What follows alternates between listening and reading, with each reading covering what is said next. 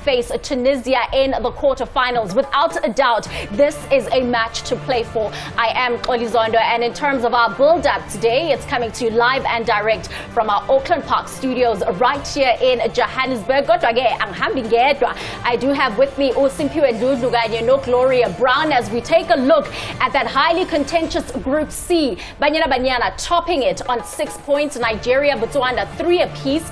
Burundi currently nothing. But again, Ndudlu, if anything were to happen here in terms of Burundi beating Nigeria, they would also be in contention to move through to the quarterfinals. All I can say is that this group has always promised us fireworks, because in 4 matches we've seen 15 goals, and so far in level with Group B, which has played 6 matches. So amagola zobekhona namhlanje kalo, because everybody needs to prove a point. Nigeria needs to prove a point to their home to say we are still great. We are not 9-time champs mahala nje. We've been there, madam. We've been there. We've been showing we are big.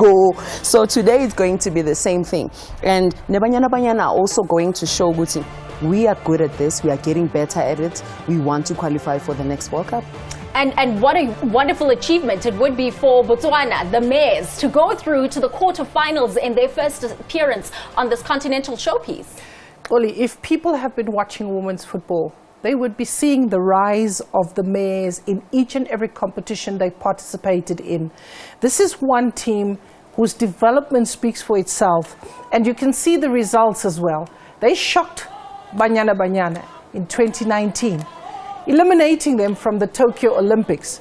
And here they are again. A battle between these two sides is always fierce, ferocious, it is always tight. And today will be no different. So yes, 2 COSAFA regions representing the region very, very well.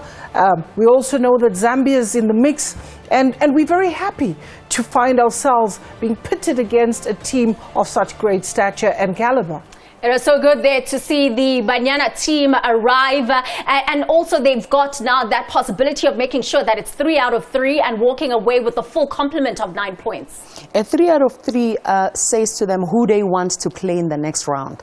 That is very key for them, because they want to make sure they get opposition that they'll be able to match and advance to the next stage, because at the end of the day now it's 4 teams, whereas previously it has been 3 teams. Now it's 4 teams that get to qualify for the World Cup. And if you look at this Botswana team, the coach has made sure to pick up players from the same teams. Double Action is there, Township Rollers is there, Prisons FC, Botswana Defence Force. Those are the teams that make up the team and the squad of Botswana, because the coach wants to see synergy, wants to see relationships, and so far that's what's been helping them to be where they are today.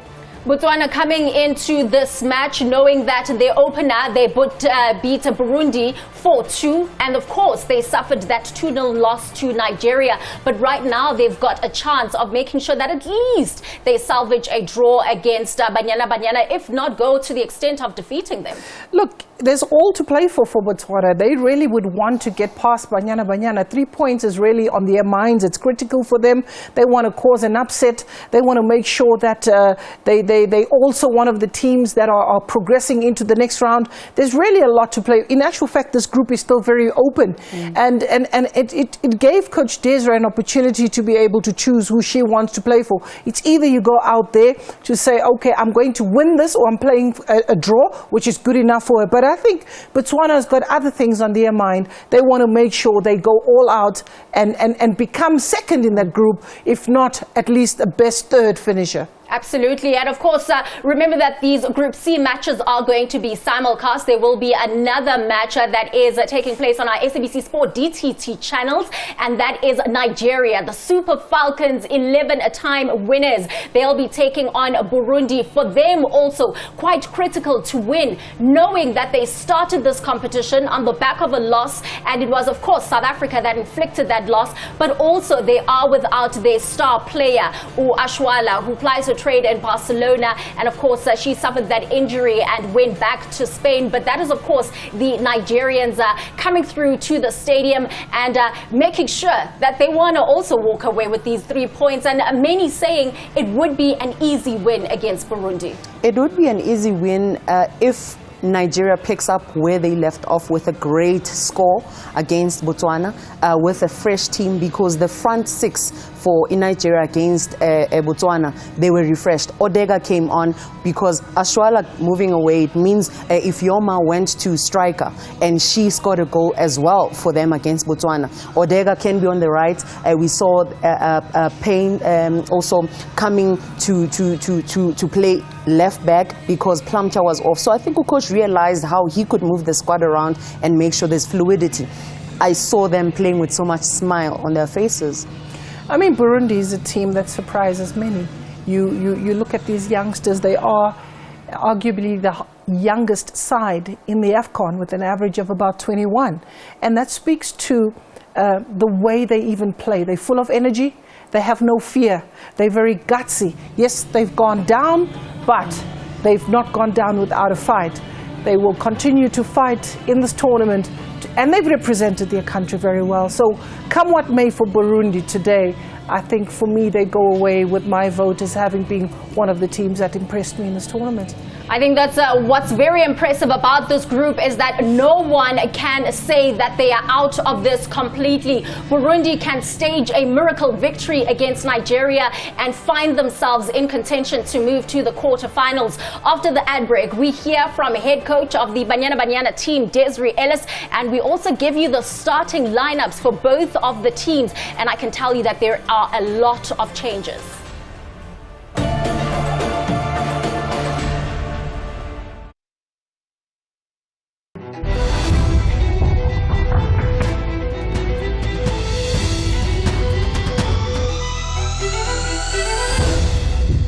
But my life wasn't always like this. It was once filled with sorrow and sadness. Challenge in your rondo, it was not easy. You taught me about Ubuntu. She was very brutal, let me put it that way.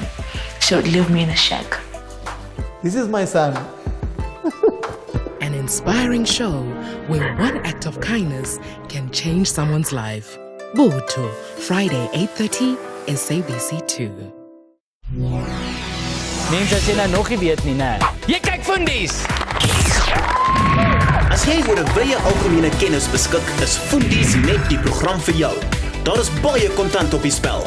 Om 'n audisie af te lê, stuur 'n e-pos aan sabcfundies@gmail.com. Dis sabcfundies@gmail.com. Jy hoef nie net 'n leunstoel fundie vir die TV te wees nie. Kom wys gerus jou slag in die ateljee.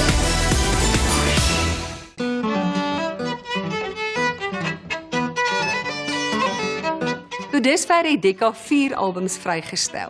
Hierdie twee musikante is 'n dodelike kombinasie en agter die twee stelle blou oë skuil daar groot nederigheid en enorme talent.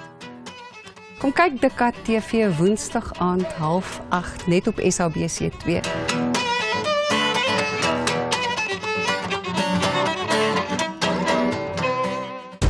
With great power comes great responsibility. And with great power comes glorious battles.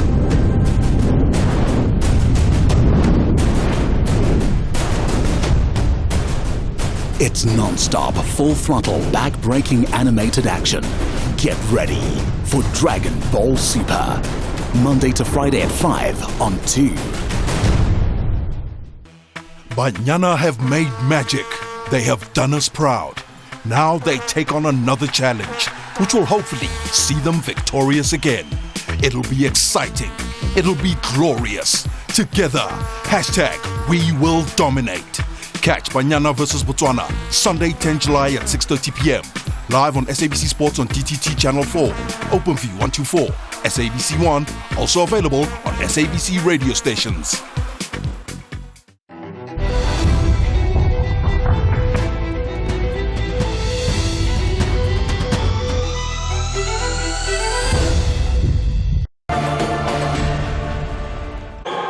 It's good to keep the momentum going, and getting a third victory in a row really gives a lot of confidence. We're always looking at improved performances, and this one will be no different, where we look to get the 3 points and to stay top of the group and to look for improved performances as well.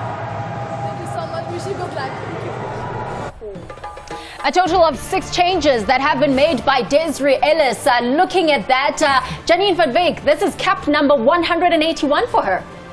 181 and counting. She does chase the record of Ahmed Hassan, who holds it at 184, who is the longest ever or highest ever serving player for the Egyptian national team. So that will be a great feat for Janine van Wyk if she chases and breaks that record.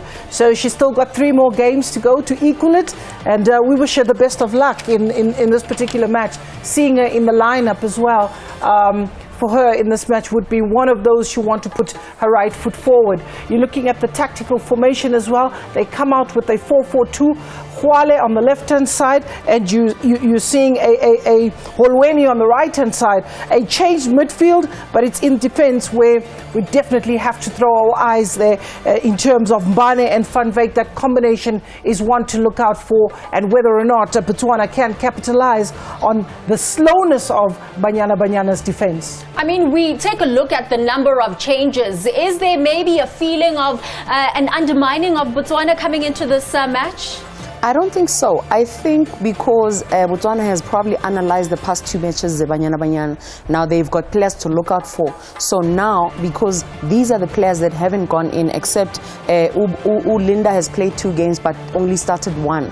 And Kolosa came on and she played only 28 minutes. Khwale hasn't played, so Janine hasn't played. So it will be only on the past, how they've seen these changes play before, because these same players have got fluidity with each other, they've got their relationships with each other, the changes, Banyana Banyana. So coach iteka fambanje lapaya. Now it's how Botswana will respond to the changes. Absolutely. Into Futeng Jablisayo about this encounter is that for the first time in this tournament, we'll have 2 female head coaches battle against one another. And of course, for Botswana, their head coach is Khaile Toho Nkutlisang. Let's hear what she has planned for the Banyana Banyana team. A big match, a match that will motivate us going to the next stage. I think we will just take it as a preparation for Morocco game. I think generally that's what I will say. Thank you so much. Thank you. Wish you good.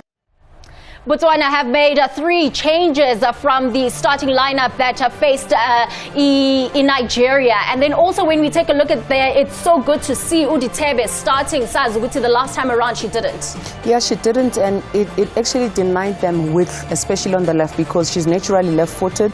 But seeing her come back in, it means it will now allow Tolagele to spend more time between the 2 centre-backs, because she fancies running on the shoulders of the defenders. And whenever she cuts in from the left, she's able to cross from there, and if she's central, Diterre is able to give them the width going wide. And I think Radia Kanyo coming inside, she's going to be the mastermind in that number 10, because she can score, she can pass, and with Johannes coming on to the right, that front 4 can do anything literally, because Radia Kanyo can play on either left or right, same thing as Diterre can go and be an inverted winger. And if you look at how we've lined up, will we be able to withstand the pace of them, because Tolakele runs everywhere, and if they put Radia Kanyo as a number 10, it means they're giving her a free role, and we know she's nippy and she's able to be fast. The only catch is at the back at low, Botswana, but you can see Utlachile, they've taken her out because she was one of the slowest in that centre-back position, and Khaufe Tohi comes in, and there's more stability that she brought, especially against the game against Nigeria. And not only that, we're looking at Posija, who has the inside info of South African football. It's important to have a player like that on your side. She's been very instrumental, commands her area very well as a goalkeeper, and she really would be the player that Banyana Banyana would have to make sure they either expose by using her frailties or her weaknesses, which are also very minimal. So you definitely are finding a very well-balanced side here that has been put forward by the coach. I mean, even in her interview, she says, we're looking forward to the Morocco game, and that is the confidence of the coach. Yeah, it's the confidence of the coach, and if the coach is confident, it means they're focused as well. You look at Banyana also, any player you can pick on to come on the field. I'm just worried about their defense though, Claude, because there hasn't been real fluidity between Janine, Mbane and Gamete coming in, because we saw when Gamete played in centre-back with Matlowe in the last game, it was a bit difficult for them. I agree, Coach, and I think it really does worry me, especially for Mbane and Janine, and Gamete also playing in a right-back position where normally Ramalepe plays. But again, you're also looking at Desiree looking ahead, in my opinion, by looking at this team that she puts forward. Oh, it's going to be a very interesting one. Banyana having made 6 changes, and for Botswana, they've made 3 changes. Remember that a spot in the quarterfinals beckons, and of course, in terms of the last 4 teams standing, they will book their place in the 2023 Women's FIFA World Cup that will be staged in New Zealand and Australia.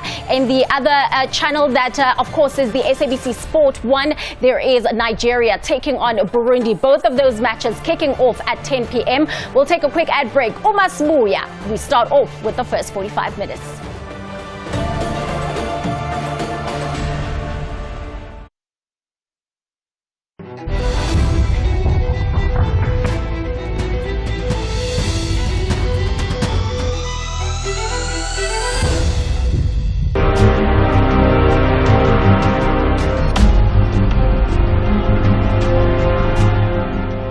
It's a very big year, not just for me, but for the whole group. It's something we've worked towards since 2018, you know, having come so close in winning WAFCON. Obviously, it's a dream for any girl to represent their country, especially in a tournament of this magnitude. It's a very big tournament in which we qualify for a whole lot of things. We qualify for a World Cup, we qualify in promoting women's football. What you can get from Banyana is playing until the final whistle, and hopefully we'll get that positive result.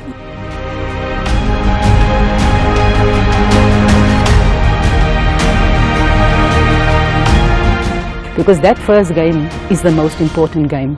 We have to get a positive result. Looking at Nigeria, we know that they're one of the powerhouses in African football, and we shouldn't underestimate them, regardless if we beat them, and they haven't beat us since 2018 in 90 minutes. That's history. History doesn't make you win the next game, but history shows you what you're capable of.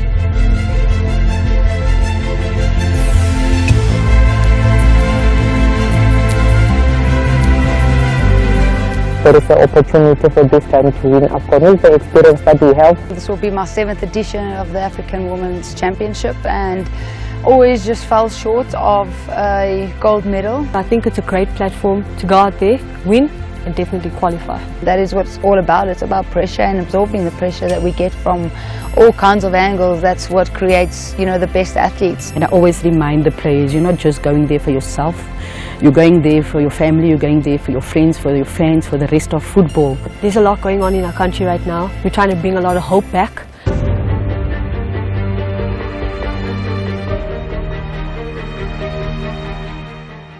Hi everyone, I'm Janine from Veil. Anile Dlamini. Sibulele Olweni. Robin Moodley, Banyana midfielder. Catch us live in Morocco for the Total Energies Women's Africa Cup of Nations 2022. Hashtag we love it here. Brought to you by SABC Sport, for the love of the game. Winning things opens a whole lot of opportunities. When you don't win things, you're not remembered. So you need to win things so you can be remembered.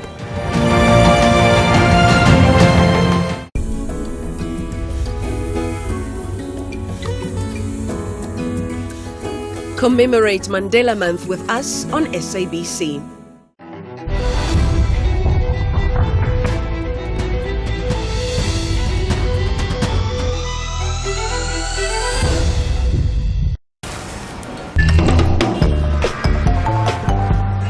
See, I was pissed at you. I was mad too. Now here's what I'm gonna do. I know I did to love has been paid. I paid that bill. At Total Energies, we go the extra mile for you.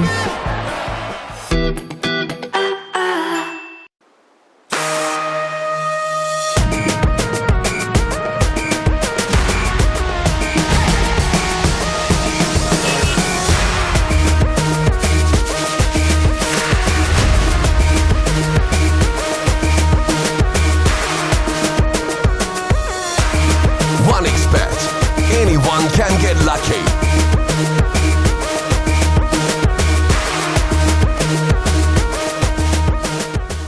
Football is a sport played with a ball of a circumference of 70 centimeters. Studs. On a grass-covered field. There's not only one football. There's not only one way to get closer to football.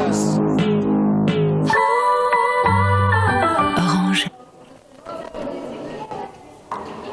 It is the battle of the...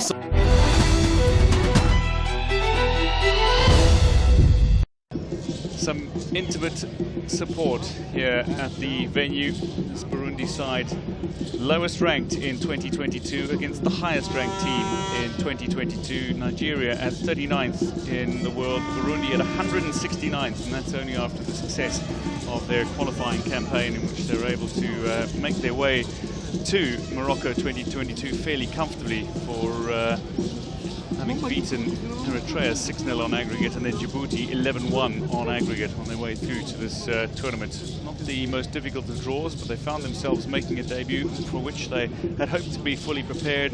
And while they have been outpaced and outperformed in the opening couple of matches, they've not necessarily been outplayed at every juncture. But they will be hoping that they can improve on their opening two losses. The great African journalist Asha Magusha is in the venue as well. She'll be watching the no doubt. We are just about set to welcome the sides to the pitch. It is Nigeria up against Burundi here in a Group C tie on match day 3 of the tournament. The referee Fatima Zahra El Ajani of Morocco will pick up the kickoff ball and lead out the respective teams.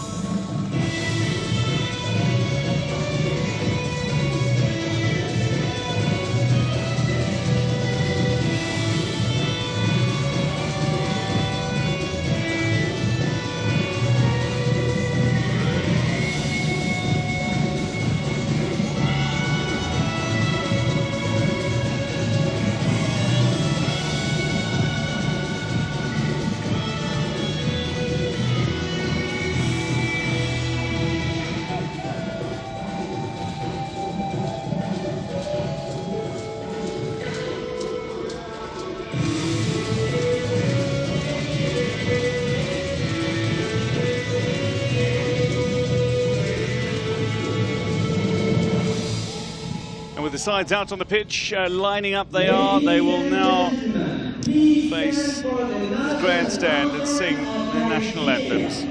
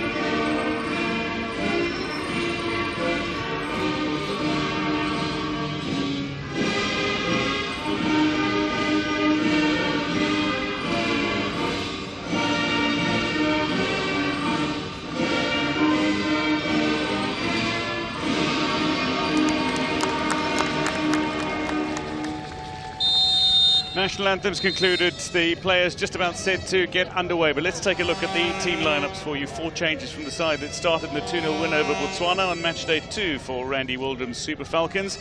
They come in the form of Michelle Alozi, who's being rested in the right-back role. Nicole Payne comes in for her first start, and she and Tony Payne will start in the full-back positions. They are sisters. Peace Effie gets her first start. Christy Uchebe makes her way into the starting lineup as well, as does Uchenna Kanu. An opportunity for her to impress in the absence of Rita Shikwelu, who's dropped to the bench. Shamaka Nwadozie, one of the great goalkeepers on the continent, starts in goal. In front of her, that 4-player defence with Ohale and Unumeebe starting directly in front of her. The Payne sisters on either side. Okobi, Uchebe and Effie will start in midfield with Kanu Unumonu and Ajibade starting in attack for this Nigerian side. Ajibade and Unumonu having already found goals. Uchebe against Botswana found a great header off the bench. Confirming the match officials for you as the coin toss takes place. Fatima Zahra El Ajani of Morocco is the referee. Yara Atef and Sukainia Hamdi are the assistant referees, while Ansino Twanyanyukwa is the 4th official for today's tie. Samir Gizaz of Morocco is the man in charge of the video assistant referee. Fatih Jarmouni is assisting him in the VAR van. Burundi line up as follows, with 2 changes from the side that started in the 3-1 defeat to South Africa just 3 days ago. Joel Bukuru makes her way in for Ineza, while Neo Mungera is out and Kanya Muzeza makes her way into the starting lineup. An opportunity then for the relatively youthful Kanya Muneza to use her opportunity to start and see if she can perform for Gustav Nyonkuru in this 4-4-2 formation. That's on the bench some dangerous players as well, including Naimane, who returns after injury from the opening match against Botswana. Ishirimana of Burundi out for today's tie. She's suspended after a red card against South Africa, but they'll be starting in a 4-4-2 formation against Nigeria. How will that fare against the Super Falcons, who are hoping to soar here and now? It's away from the start of this Group C tie. 2 matches that will be played concurrent to one another. It is South Africa against Botswana, Nigeria against Burundi here.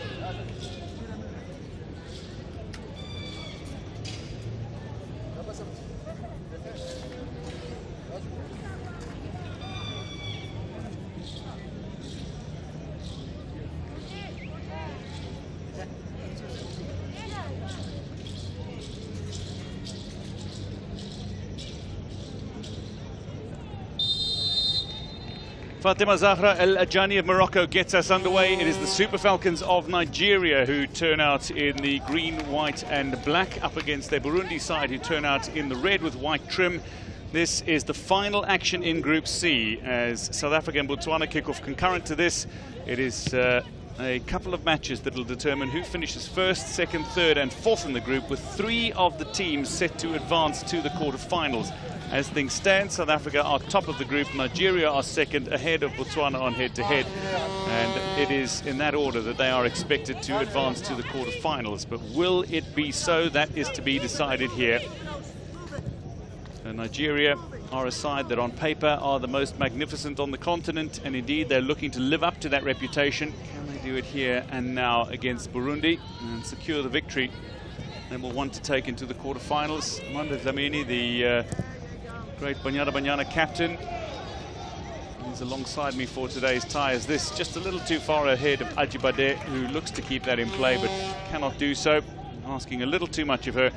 But there is plenty of expectation on the shoulders of Nigeria. For Burundi, perhaps less expectation, but what are you expecting from today's tie? Well, I think as expected, Nigeria are expected to win. Effort might come in from Onumunu here, who looks to go for goal. She's got an eye for goal and takes a powerful effort that is not far away from testing Janine Irakoze in the Burundi goal. Nice and early, Nigeria on the front foot and looking for the early strike. And indeed, they will be expected to win, and this is the kind of start that you'd want to have. Onumonu making sure that she gets one you know, shot really on target. But this is the kind of confidence that she has built leading up to this final group match, and you would expect more from her. Yeah, a couple of goals in qualifying, a goal already against Botswana in this tournament. 4 goals in his 6 appearances for the Super Falcons as they win the corner early on. And while they started with a loss, this Nigeria side are incredibly dangerous, and they are wounded in a sense, still recovering perhaps from that loss to South Africa in their opening group match. But in 2018 they did so, and they went on to win the tournament. They'll be hoping they can do so again. From the set piece though, how did they respond? Christy Oshebe scored against Botswana from a set piece with a sensational header from which she darted into the 6-yard area. Something similar perhaps here, not to be, as Burundi steer that ball out of play, out for the corner again. So maintaining the pressure are the Nigerians. Nirankunda, who's been one of the star players for Burundi throughout the qualification process, and indeed through the Sekafa Cup as well. Clearing that ball for Burundi. Can they do it again? Nigeria see that ball bobbling around. It might be an effort here from the edge of the area. It's taken a deflection out for the corner again. So Nigeria, seems like endless pressure here as Pisefi gets in the effort that is taking a wicked deflection and out for the corner. It's the kind of start you want with plenty of pressure, but you also want to get reward from the pressure start. Janine Rakosi watching on.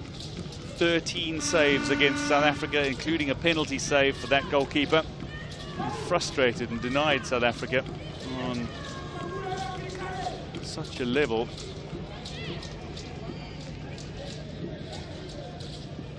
Maybe just having a quick look to see if there was a handball in the area.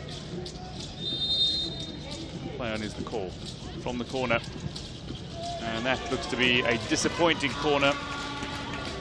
Indeed it is. Ngozi Okobi.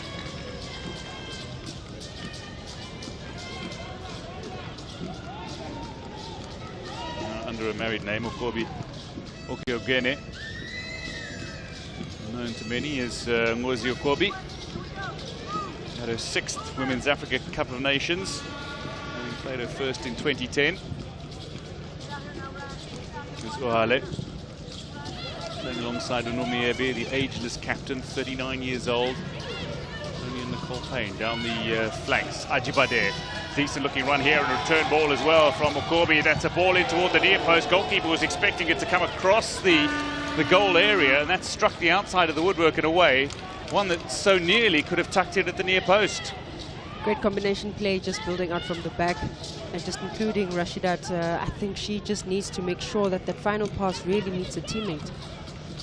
Rashidat Ajibade, great freestyle footballer as well. She's got wonderful skill and ability. Flicks this ball toward the far side, and goalkeeper gets a touch on the end of it. It's an open goal here for Nigeria. Can they slot it away? They can't.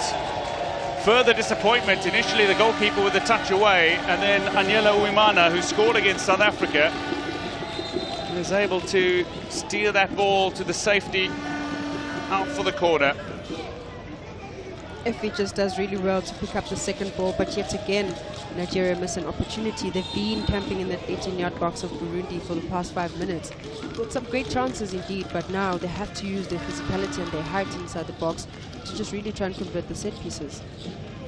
Randy Waldrum is the man in charge of Team Nigeria, the 65-year-old American who replaced Thomas Dennerby back in 2020. He's had to deal with the COVID-19 pandemic and trying to prepare his side for the 2022 Women's Africa Cup of Nations.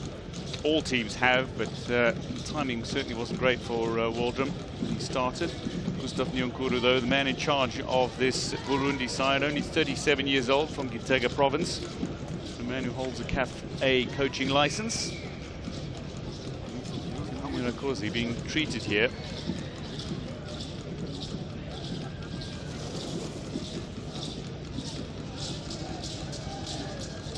She was genuinely a standout player against South Africa.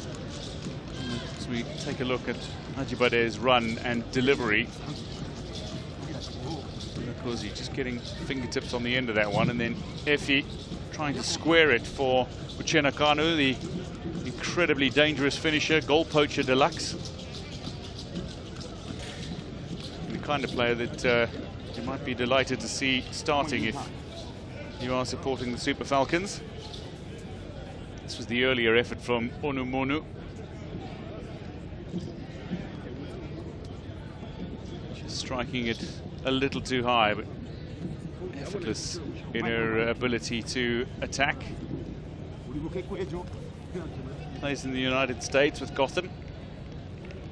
And if Nigeria finish second in their group, which seems likely given the positions they're in, Nigeria will then face Cameroon in the quarterfinals, where she'll be up against her Gotham teammate Estelle Johnson, who's in defence, and that will be a fantastic battle. And of course, they're still being treated here. This is the first time Burundi are meeting a team ranked inside the world's top 50. The highest ranked team they'd ever faced was South Africa in their previous match, who ranked 58th in the world. 39th in the world, Nigeria. We'll have a header here, looked to be on target as well, but cleared away by the Burundi defence. Not taking any chances, Burundi. They certainly don't want to concede. As Safira Guinan, the Swiss-based defender, looks to put in a couple of challenges here on Ajibade. She's got her work cut out for her, and Safira Guinan manages to see that ball out for another corner. The Swiss-born player, Guinan, and now to Irakoze. Stars for one of the top teams in Burundi, for Fila.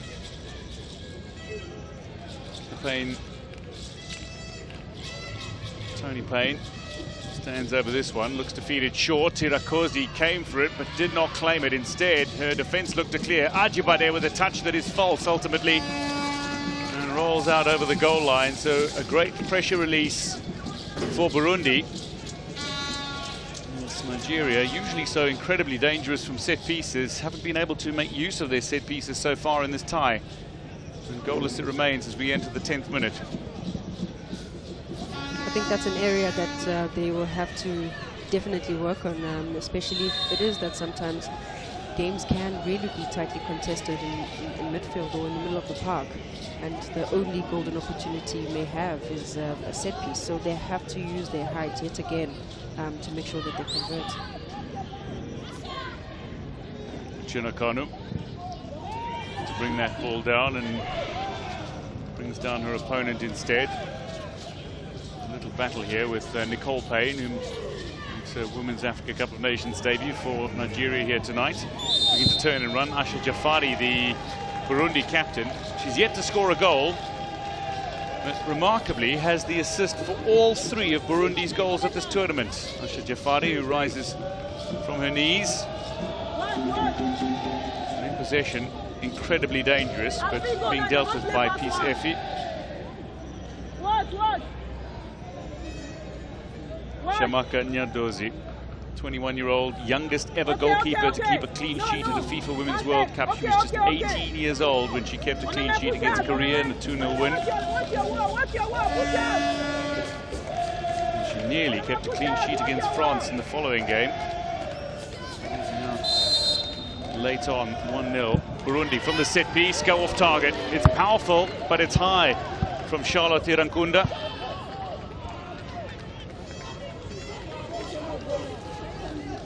She let fly.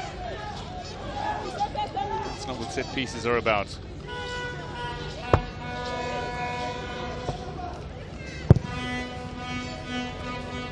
A massive challenge for Burundi here tonight is trying to keep Nigeria at bay. Chinakanu drifting in toward that left flank now, looks to make the run around the defender and has done so effortlessly. A decent ball in here that's deflected kindly for the goalkeeper, who pounces.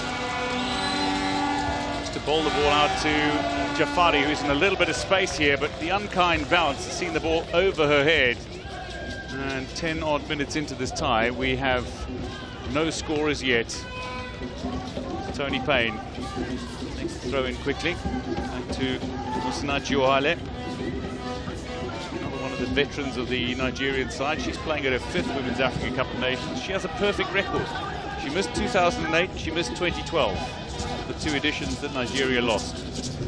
So, talismanic is Ohale. Maybe there's something in there. Maduzi. With a charging run here in behind the defensive line. A square ball for Ajibade might be the order of the day, who waits for the ball to come her way. Unamunu goes directly at goal, and goalkeeper Irakosi is able to block the effort and then catch it as it came down.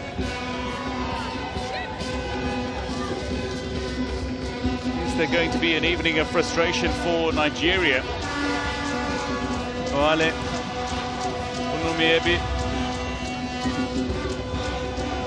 Remarkable to think that if you play at 6 Women's Africa Cup of Nations tournaments, which are held every 2 years, except for the cancelled edition in 2020 owing to the COVID-19 pandemic,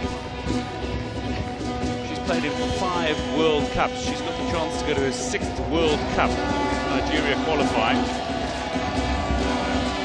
They would need to be one of the semi-finalists or take a very long route as a losing quarter-finalist here.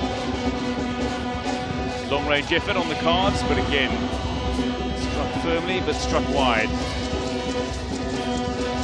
Miebi leads its Nigerian side to a record 10th title and her 5th overall. This was the effort by Unamunu a short while ago. Unamunu just doing really well to break the line, to just break that offside line, but just a little disappointing at the shots. I thought you could have given a cut back for the oncoming midfielders, but the goalkeeper does exceptionally well.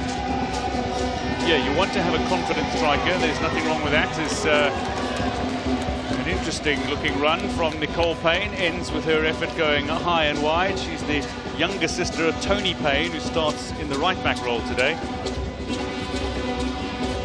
Incredibly quick is Nicole Payne. She was a track star as well at university. She ran 100 meter, 200 meter and 400 meter. You don't want to let her loose with the ball at her feet. She covers ground particularly quickly.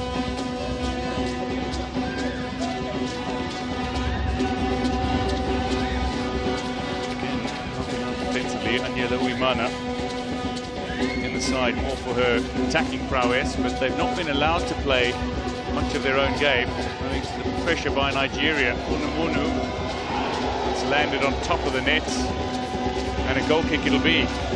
The apologetic hand up from the Nigerian striker. And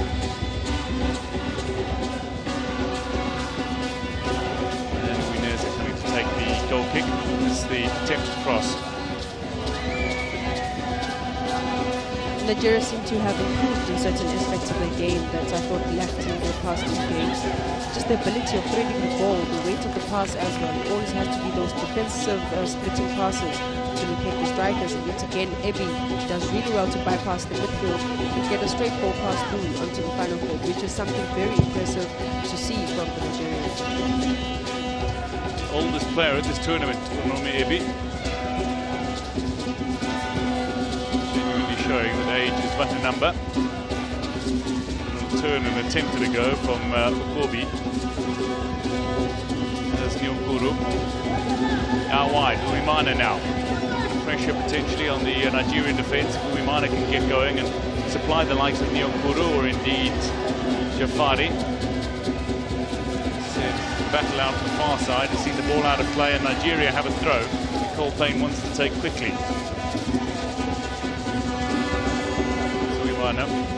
Scored against South Africa. Big Neymar fan she is. Teammates call her Nella Jr. As in Neymar Jr. Oh, lovely dispossession here from Uimana, who looks to get going with the ball. And down she goes. Referee says no free kick.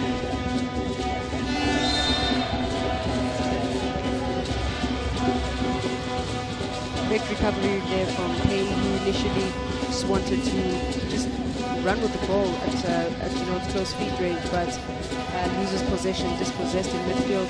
She does really well to recover yet again. True testament to the speed that you mentioned that she possesses. Indeed, and then Rachel Kukuru seeing the foul with Chinakano looking to power her way through. Speaking of powering her way through, Ajibade with the ball into a danger area. The mindful for Efi.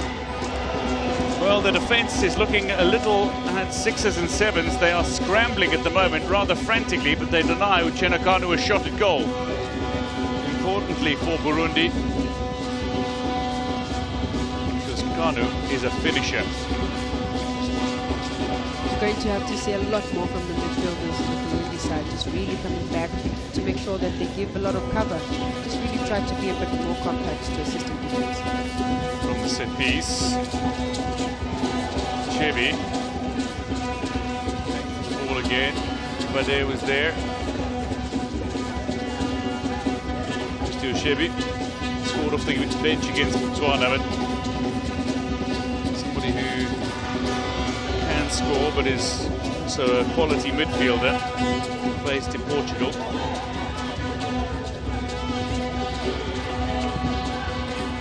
Matches like this can get away from you though if you have all the dominance and you don't find the goal. When does that start to become an issue for Nigeria, do you feel? I think the issue has really begun. It's just a matter of them finding their momentum and rhythm to the game, which they haven't really sort of initiated. Wow, look at the run on the far flank here. Monu has gone into a central position, waiting for the delivery that does not come from Kanu. Kanu with the clearance out on that far flank. Kanu, she's been part of the national setup now for the last 3 years. Debut against the Olympic champions Canada before they were Olympic champions in 2019. Wimana with the ball forward, a little too far ahead of Nyunkuru, a little wide as well of Nyunkuru. Throw in that will be taken by Nigeria. That was the assistant referee Hamdi on the far side.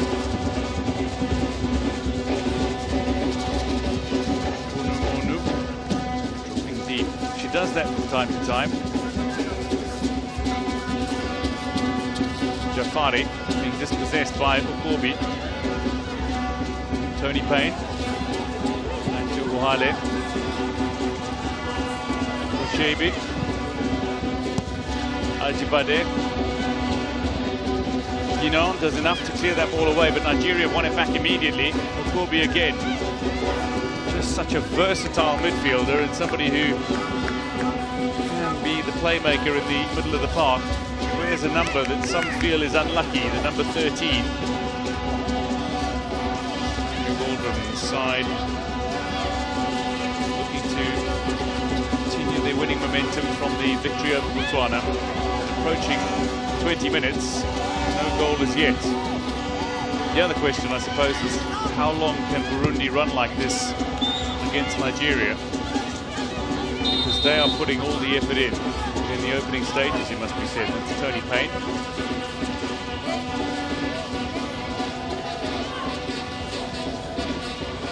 They've had 2 hard-running matches already in this tournament. It's going to be a big ask to have a third where they can run for the full 90 minutes. As 20 minutes comes up, goalless it remains here at the Stade Moulay Hassan in Rabat.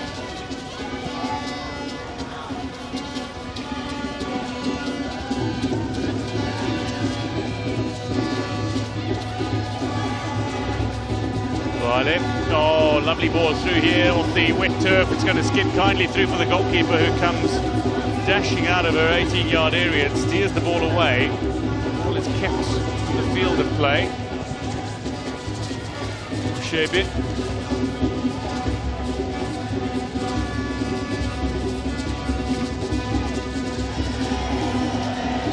Kanu.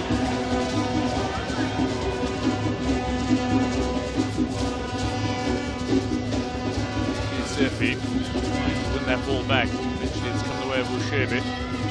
Bade had it for a moment. Ginon taken it away. And now Jafari, a little run that takes the ball into Nigerian territory. Jafari has got support on the inside. A couple of players that have gone with her. Charlotte Dirankunda, and then Jafari goes down. Referee says no foul. Nigeria play on. Ebi. Nicole Payne. Payne sisters comfortable with both feet.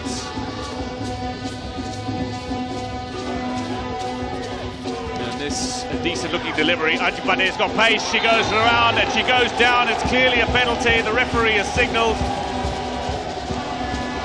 Huge pace from Ajibade, who's brought down by the goalkeeper Irakoze, and Nigeria will have their first golden opportunity to score in this tie from the penalty mark. The yellow card for the keeper who remains down on the turf. But what pace from Ajibade, who set up the goal-scoring opportunity.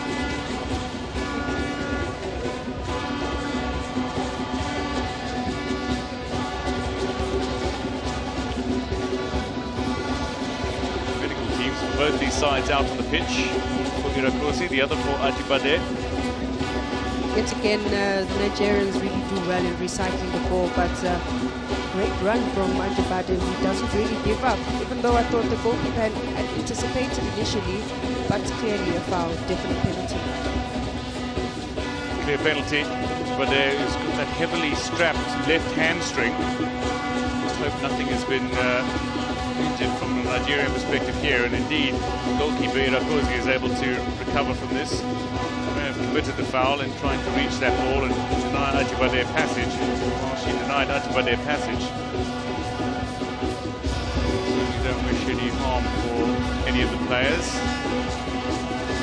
Nyonkuru, though, takes the opportunity to feed instructions to Sandrine Nyonkuru. Plays in Tanzania. Scored 2 in Burundi's maiden appearance at this tournament, and a 4-2 loss to Botswana. So Irakosi is officially collecting her yellow card, being encouraged by her teammate Safira Guinan. She saved a penalty against South Africa. She saved a penalty against Nigeria.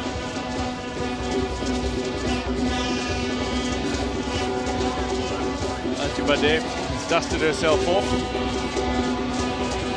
back on her feet, and she's picked up the ball, stands over it willingly, in the hope that she could find the second goal of this tournament. Irakosi.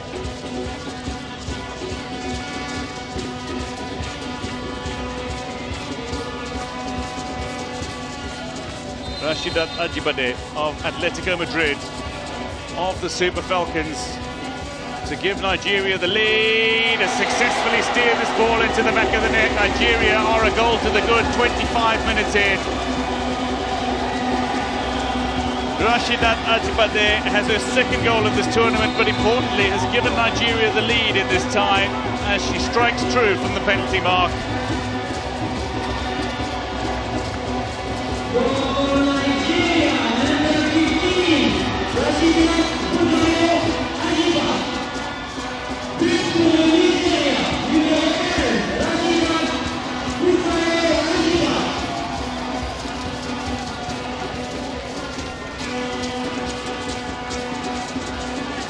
Well-taken penalty, directed and placed more than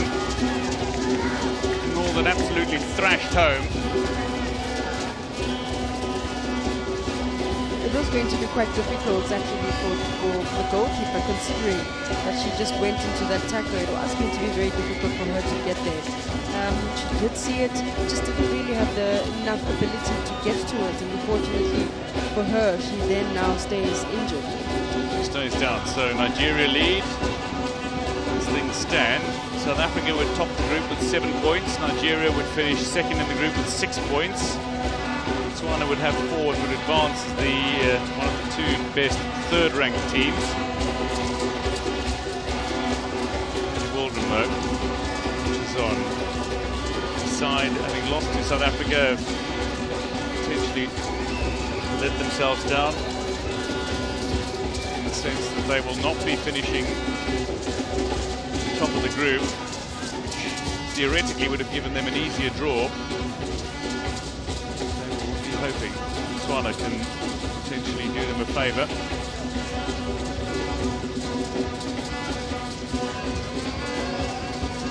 So it seems like we are going to see a change for Burundi. Isa Irakundo, just 16 years old, is going to be given the opportunity to take on the mighty Super Falcons.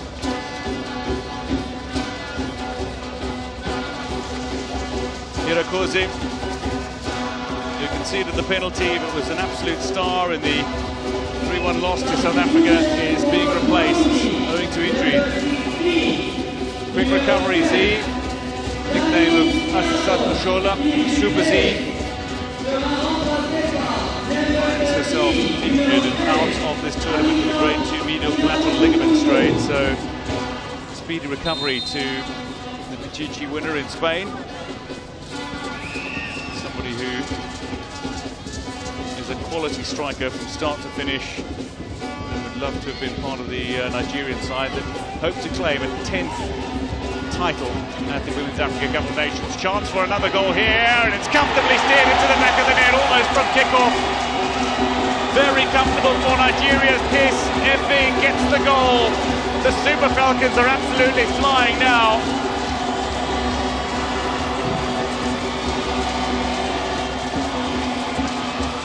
Straight from kickoff, and having been on the park for just a number of seconds, the 16-year-old goalkeeper Anissa Irakundo has conceded her first against the Super Falcons.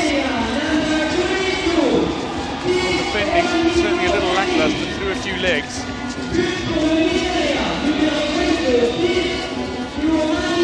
Not the best of welcome for the goalkeeper who just came on as a sub, but I think this is the kind of start that Nigeria wanted. This is a good sense of relief, I feel, for the Nigerians, just to be really now making sure that they score as many goals. Confidence and booster as well.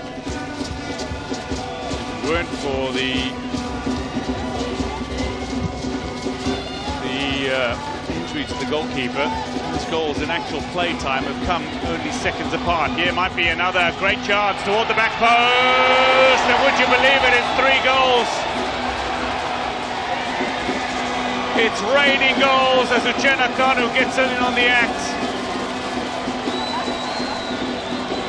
Ajibade created it again, effectively from kickoff. Nigeria are running riot. Beautiful ball laid in over the top that Ajibade was able to get onto the end of. Goes beyond Unumunu, who was waiting for it. And Uchenna Kanu, the goal poacher deluxe. Not much time, cramped for space, still tucks it home. They should have done well. They should have done a lot better in terms of intercepting that cross from Ajibade. But yet again, the defense just really not sure which angles to cover.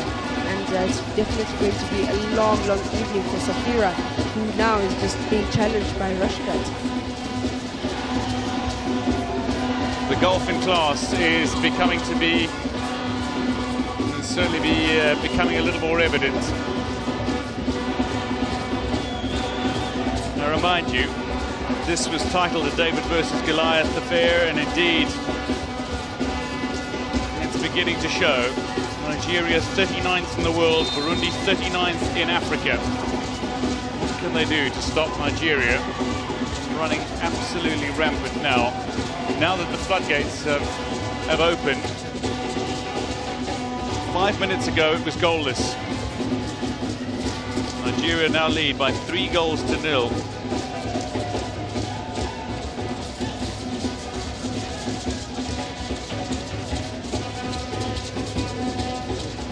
Nigerians have certainly dominated not only just the ball possession at 68%, but the set pieces as well. They've dominated the game. They are certainly in the driving seat. And this is what you want to see from the defending champions. Just them stamping their authority and making sure that they now improve on the final qualities as they try to make their way through to the next round. Look, South Africa can avoid defeat to Botswana. Nigeria don't have any hope of finishing top of the group, but they can take some serious momentum into their quarter-final tie. That's potentially what they're hoping to achieve here. The loss is behind them. It's out of their hands now. But what they can control is the match against Burundi, and they're looking to do it with some style here. Payne feeding to Ohale. Shebek getting into position to feed Mumiebe. Likes the odd run. She has a hat-trick to her name at club level. Scored a hat-trick at a time in Belarus with Dynamo Minsk. Where in 2014 she won the treble. the Cup and the league. Great chance here for Burundi, and it's struck wide. Nyonkuru getting into a good position from which to shoot in behind the Nigerian defence. Musa Jafari, rather.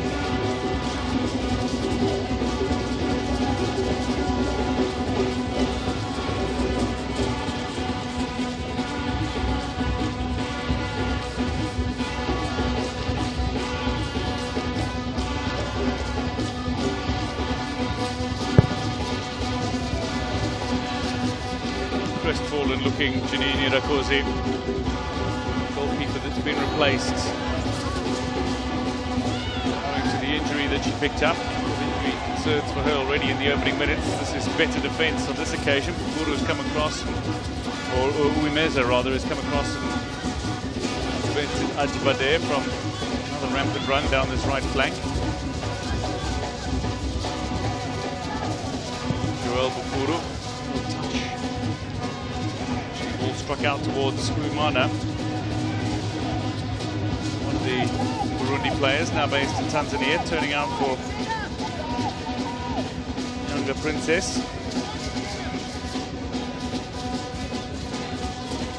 An opportunity to showcase some of their ability, Burundi, who are certainly not regulars on the international stage and who had, one would argue, a bit of a surprise qualification for this tournament, but they did qualify and they look to acquit themselves rather well in the tournament so far. They scored twice in their opening fixture against Botswana in a 4-2 loss. They scored against South Africa in a 3-1 loss. They find themselves currently scoreless against Nigeria, who lead by 3. Muneza getting fouled.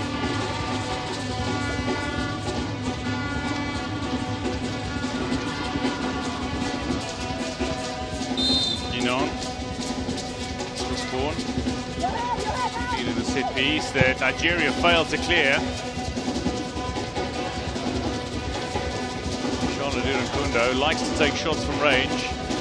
Be lining that up and come out her way.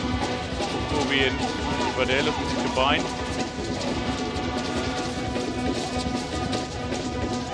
Corby again just cutting out the Burundi progress. Charlotte Irakundo has been dispossessed. And now Nigeria, they had a chance to set Onumonu loose. Shinakanu, they were unable to release that ball early.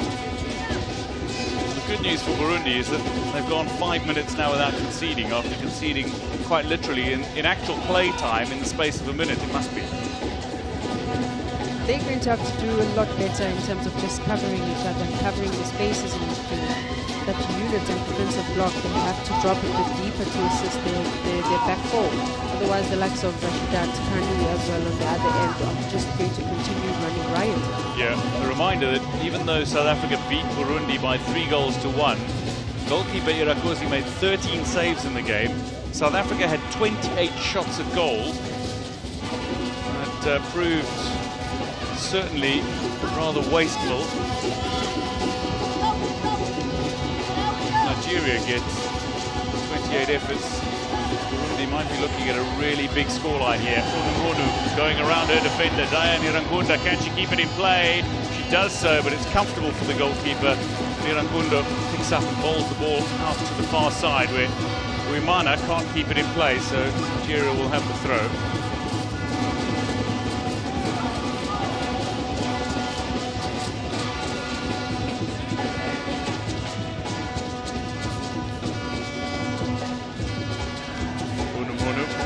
She's got great pace about her game.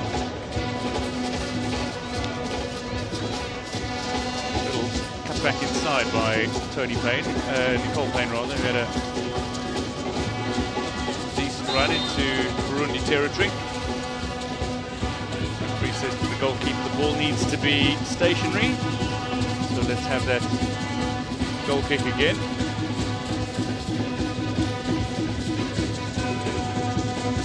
Watches on. Side off.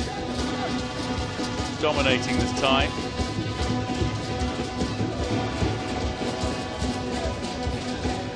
To be fair to Burundi as well, They are being dominated, having conceded now 10 goals in this, their third match. But they have the youngest average team ever to travel to a Women's Africa Cup of Nations. The average age of the team is a little over 20 years. They have the two youngest players at the tournament as well. 14-year-old Glorious Kakiza and 15-year-old Esperance Hakizimana. Plus a host of 16-year-olds, including the goalkeeper who is currently on the pitch. Irankundo. Onumonu. I run onto this. He said it looks like it's curling into the path of Uchenna Kanu. Okay, grabs a second. Nigeria have 4. The offside flag has gone up, but there might be a look at this. The assistant referee of Egypt, Yana Atef, on the near side with the flag up. Now, Onumonu is standing in an offside position. Uchenna Kanu couldn't really see from that play.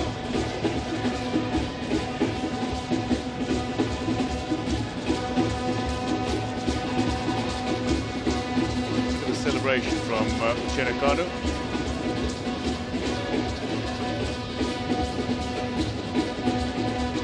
Just waiting to confirm by the video assistant referee whether or not it was indeed offside. Then play to get back underway. From our vantage point, I thought that Kanu had stayed onside.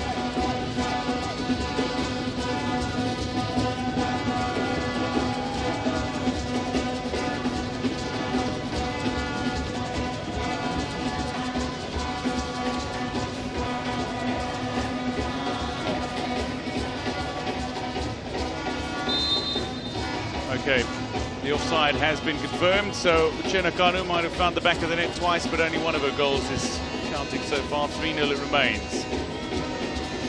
Nyonkuru to maintain a little possession, Burundi. Been unable to do so for large periods of this match. Nigeria's quality has shone through.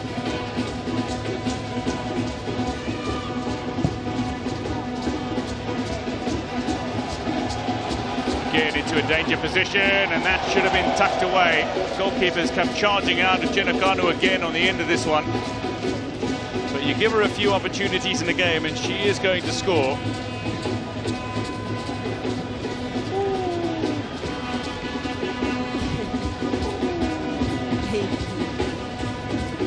The Nigerians now really finding their rhythm in the game, finding the loopholes. The Burundi side just really trying to lob the ball over, exploiting those spaces behind, because they do have that speed. And I think it's just a matter of guarding against running into each other's paths. But we've seen twice now already, Kanu and Onumonu really running into each other's spaces. But if it is that they can give themselves good spaces and good positioning, I think they'll be able to take advantage of that.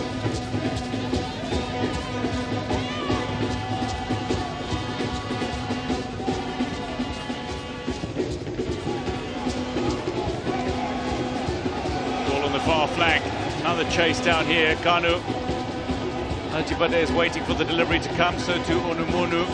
It's a ball that is spilled by Burundi's defense, trying to bring it under control. Here's Jafari, goes beyond Payne, gets the pass into the path of Nyonkuru. Wimana, far flank.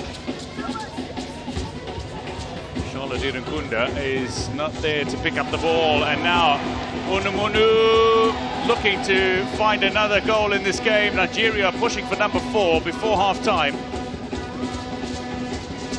Initially, but still alive. And this will be out for the corner kick.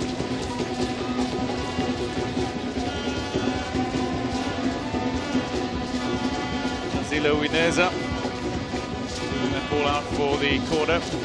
Decent save from the goalkeeper, Urakundo.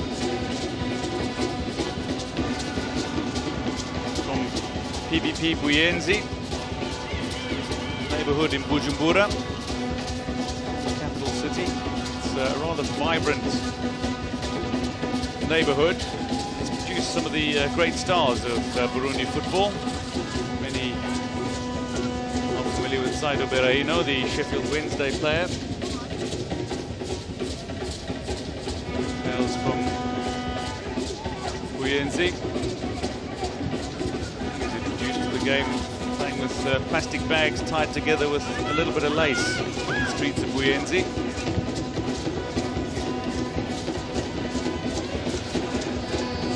Ball out wide.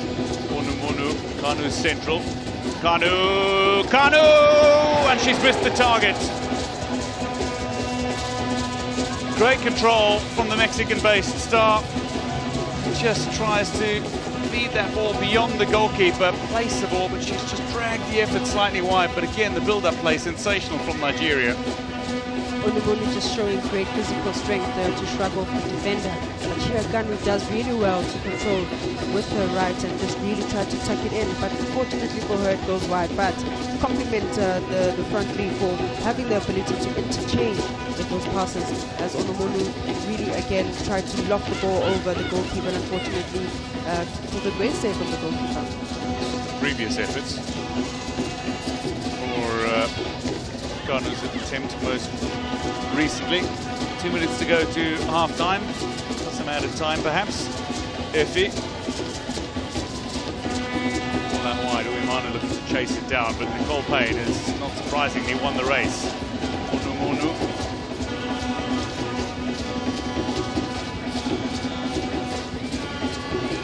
Put out of play. Nigeria throw. Nicole Payne will take it. Played for the United States, like her sister at youth international level, having played from the under-14 to under-18s. It was in 2019 when the sisters made their intentions clear that they wanted to play for Nigeria. Here is her older sister, Tony. Debuts in 2021.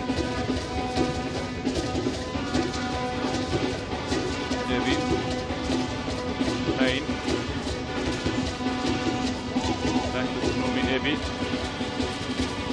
Just wonderful anticipation from Numiebi.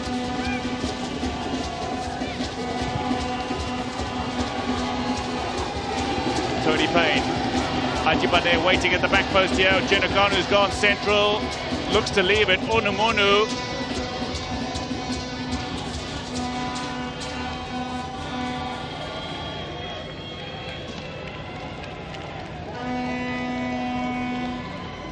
Run from Tony Payne, tapping in from that right back position, charging upfield.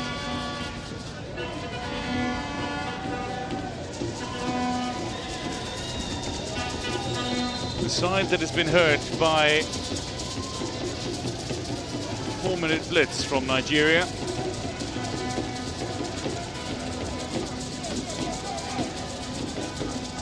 We hit the 45-minute mark. 2 minutes of time has been added on.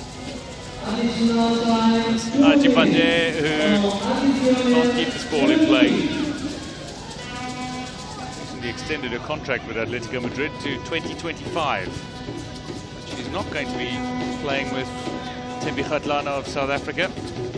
She returns to Spain. Kgatlana having confirmed that she'll be playing Racing Louisville, one of the 2 expansion teams in the United States Women's Soccer League.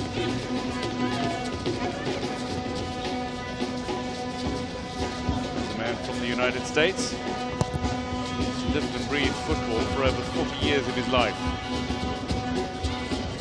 Dedicate his time to seeing Nigeria succeed. Ajibade. And to Tony Payne. So a minute of added time remaining in this opening half, and while Nigeria have been dominant, bar that 4-minute blitz in which they scored 3 times. How have you seen the opening half, Amanda?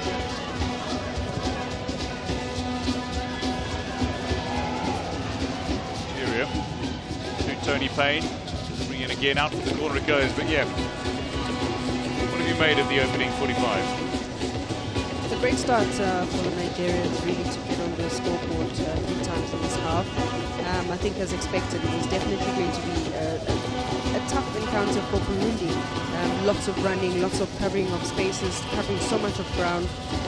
But maybe just this half-time would be a way to just kind of re-strategize and find a way to sort of at least keep and maintain the score line as dignified as possible. Delivery in here, Nigeria are looking for another goal. They can be ruthless at times. They've got half a dozen odd score lines of 6-0 or more in the history of the Women's Africa Cup of Nations. They humbled Morocco by 8-0 in their record scoreline in 1998 group stages.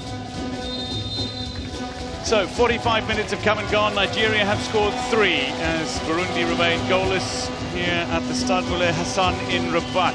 It is Nigeria who had a 4-minute blitz in which Ajibade, Efi and Kanu found goals for the Super Falcons, to see them lead as they hope to fly into the quarterfinals with a big victory behind them. Players gathering in the centre just for a quick huddle before they return to the change room. After Burundi, back to the change room they head.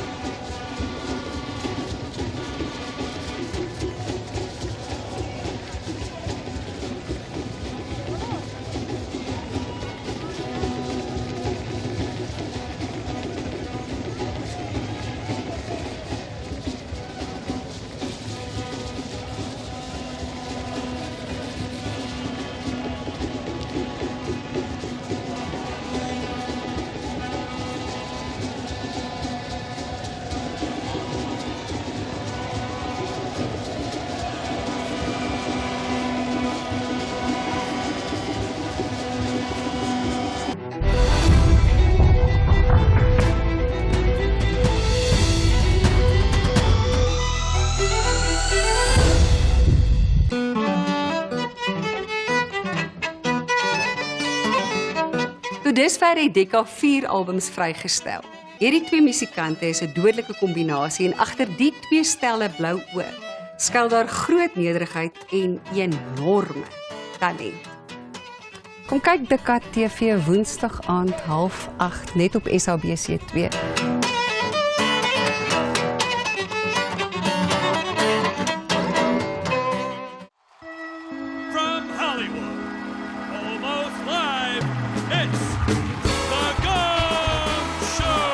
Team of celebrity judges.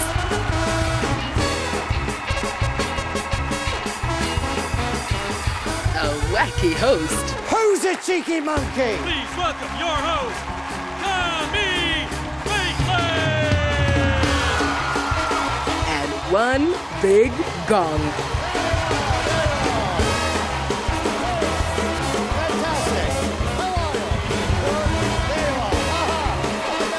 The Gong Show, Sunday, 6:30, SABC2. Thank you so much. Thank you so much. Tune in and stay entertained with our sports shows on SABC Sport.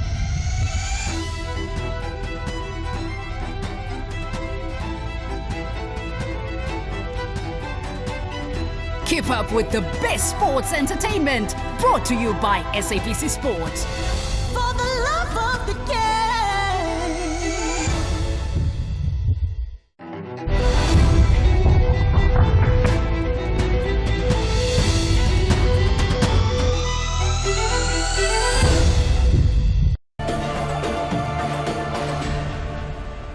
Just about set to welcome the sides to the pitch. It is Nigeria up against Burundi here in a Group C tie on match day 3 of the tournament.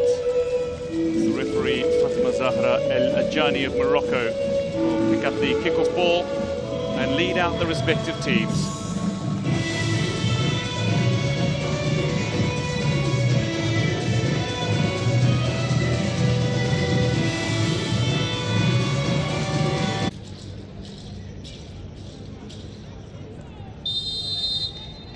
Fatima Zahra El Ajani of Morocco gets us underway. It is the Super Falcons of Nigeria who turn out in the green, white and black up against their Burundi side who turn out in the red with white trim.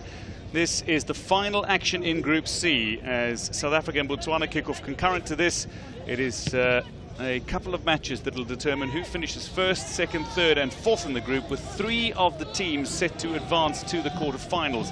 As things stand, South Africa are top of the group, Nigeria are second, ahead of Botswana on head-to-head. And it is in that order that they are expected to advance to the quarter-finals. But will it be so? That is to be decided here.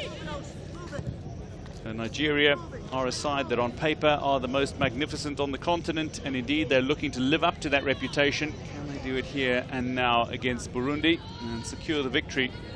They will want to take into the quarter-finals. Amanda Dlamini, the great Banyana captain, is alongside me for today's tie. Is this just a little too far ahead of Ajibade, who looks to keep that in play but cannot do so, asking a little too much of her. But there is plenty of expectation on the shoulders of Nigeria. For Burundi, perhaps less expectation. But what are you expecting from today's tie? Well, I think as expected, Nigeria are expected to win. Effort might come in from Onumudu here, who looks to go for goal. She's got an eye for goal and takes a powerful effort that is not far away from testing Janine Irakoze in the Burundi goal.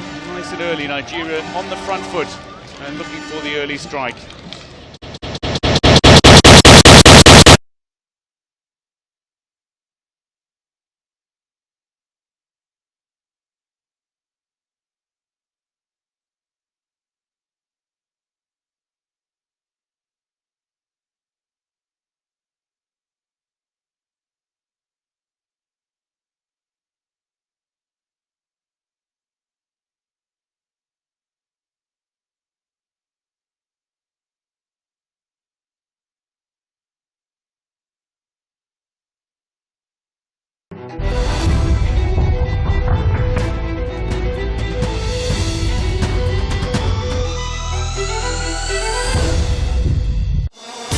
Put a ball in Africa and watch nations come together.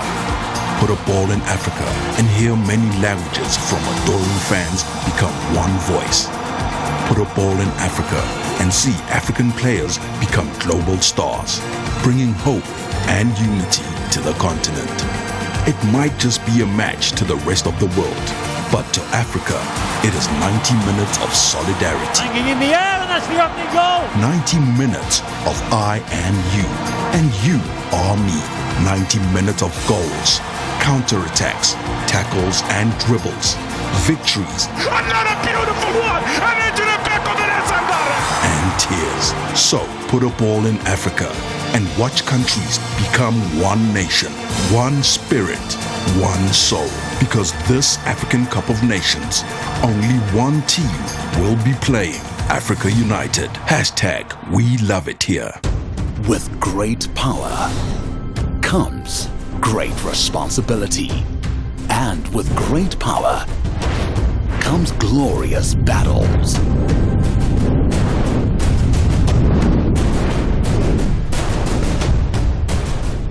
It's non-stop, full-throttle, back-breaking animated action. Get ready for Dragon Ball Super. Monday to Friday at 5 on 2.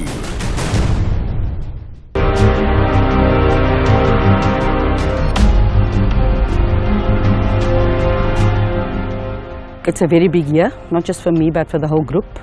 It's something we've worked towards since 2018, you know, having come so close in winning WAFCON. Obviously, it's a dream for any girl to represent their country, especially in a tournament of this magnitude. It's a very big tournament in which we qualify for a whole lot of things. We qualify for a World Cup, we qualify in promoting women's football. What you can get from Banyana is playing until the final whistle, and hopefully we'll get that positive result.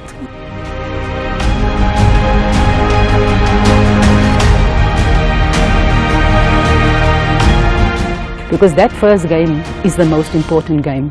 We have to get a positive result. Looking at Nigeria, we know that they're one of the powerhouses in African football. And we shouldn't underestimate them, regardless if we beat them. And they haven't beat us since 2018 in 90 minutes. That's history. History doesn't make you win the next game, but history shows you what you're capable of.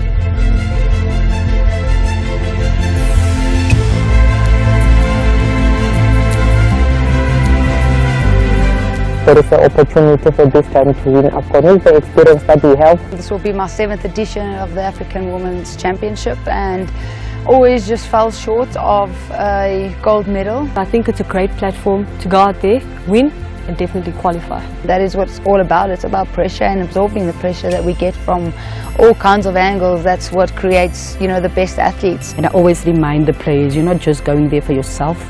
You're going there for your family, you're going there for your friends, for your fans, for the rest of football. There's a lot going on in our country right now. We're trying to bring a lot of hope back.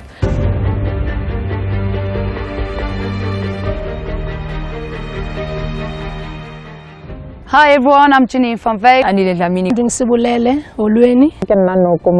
Robin Moodley, Banyana midfielder. Catch us live in Morocco for the Total Energies Women's Africa Cup of Nations 2022.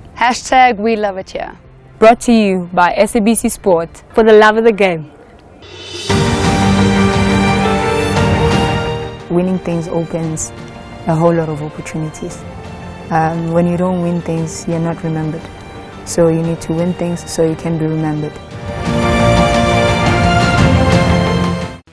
Banyana have made magic. They have done us proud. Now they take on another challenge, which will hopefully see them victorious again. It'll be exciting. It'll be glorious. Together, # We Will Dominate. Catch Banyana versus Botswana, Sunday 10 July at 6:30 p.m.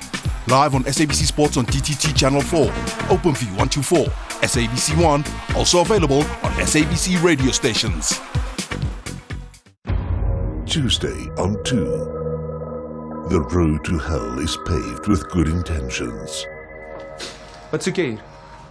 But good intentions can lead to costly miscalculations. Okay, maar dit sal my kontrak moet wees. Consider it done. Hoekom pas so breed weer? Tough love. Success Ek gaan 'n empire bou. cannot be bought. It has to be earned at any cost.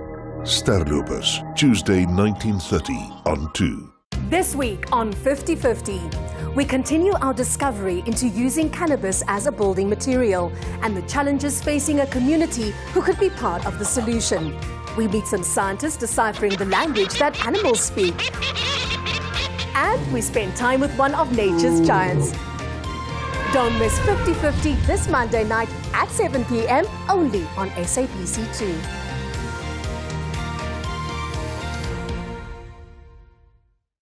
Risk everything, fear nothing, no regrets. Play hard or don't play at all, and rise to the top. Catch the finest of local talent in the Heritage Rugby, Saturdays at 3 p.m. Live on SABC Sport on DTT Channel 4, OpenView 124, and also available on Telkom 1. Ladies and gentlemen, it's NBA. Each season, the players are fighting for access to the playoffs. what a drive inside. But in this fight, only the strongest wins. How great was that? Some start their career and some ends. Throws it down. Any problem can lead to injury or fight. Houdini, yes, glass, caught the rim. It is what it is. # Mzansi Slam Dunk. Catch the NBA live on SABC Sport Channel on DTT, OpenView 124, SABC 1, and also available on Telkom 1. Brought to you by SABC Sport. SABC Sport. Noordwes, julle het daarvoor gevra en ons het julle gehoor. Sewenaland is opgewonde om hul aanhangers in Rustenburg te ontmoet. Kom ontmoet ons by die Waterfall Mall in Rustenburg Saterdag 30 Julie tussen 12:00 en 2:30. Daar sal hoop vermaak en pryse op die spel wees. Kom wys ons julle gees. Sien julle daar. With great power comes great responsibility.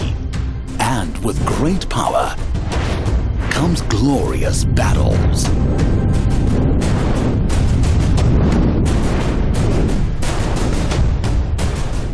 It's non-stop, full-throttle, back-breaking animated action.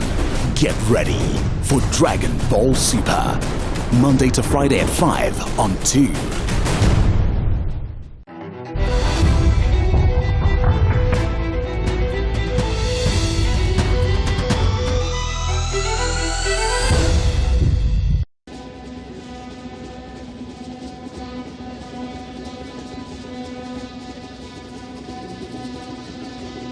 Welcome back to the Stade Moulay Hassan in Rabat, where this Total Energies Women's Africa Cup of Nations Group C tie is set to continue.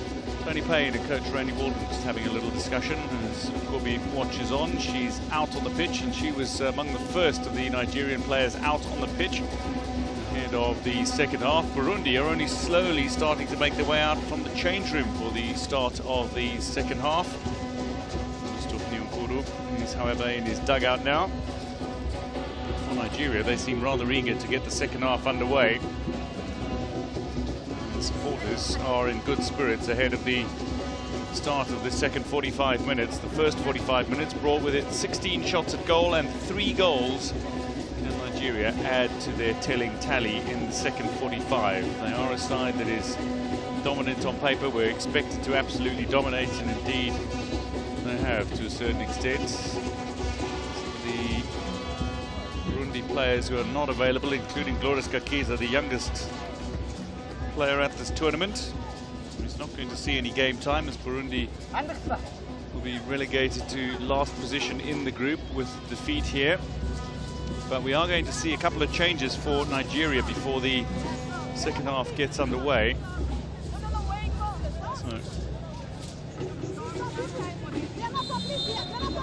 Well, the second half is underway, and it is Burundi who turn out in the red, who trail by 3 at half-time.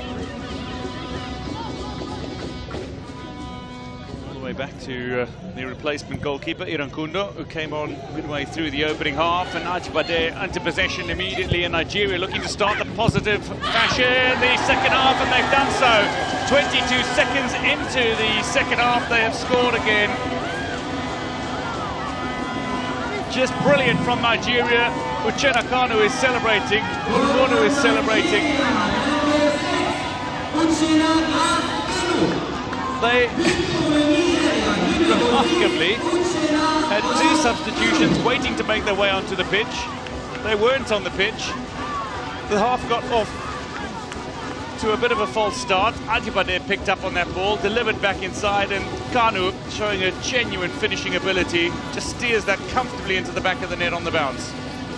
Very well taken goal, and I think it's just really unfortunate for Burundi. They're looking very lethargic, even just coming out from the dressing room, coming to start the second half.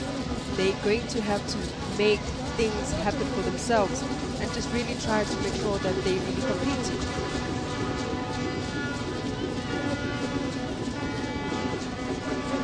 Why I was saying Onumona was celebrating was she's on the bench already. She had already been replaced. She wasn't even on the pitch. Nigeria had 9 players on the pitch when the goal was scored, because they wanted to have 2 players substituted on. Uchenna Kanu, meanwhile, has found her second of the game. Is already on a hat-trick.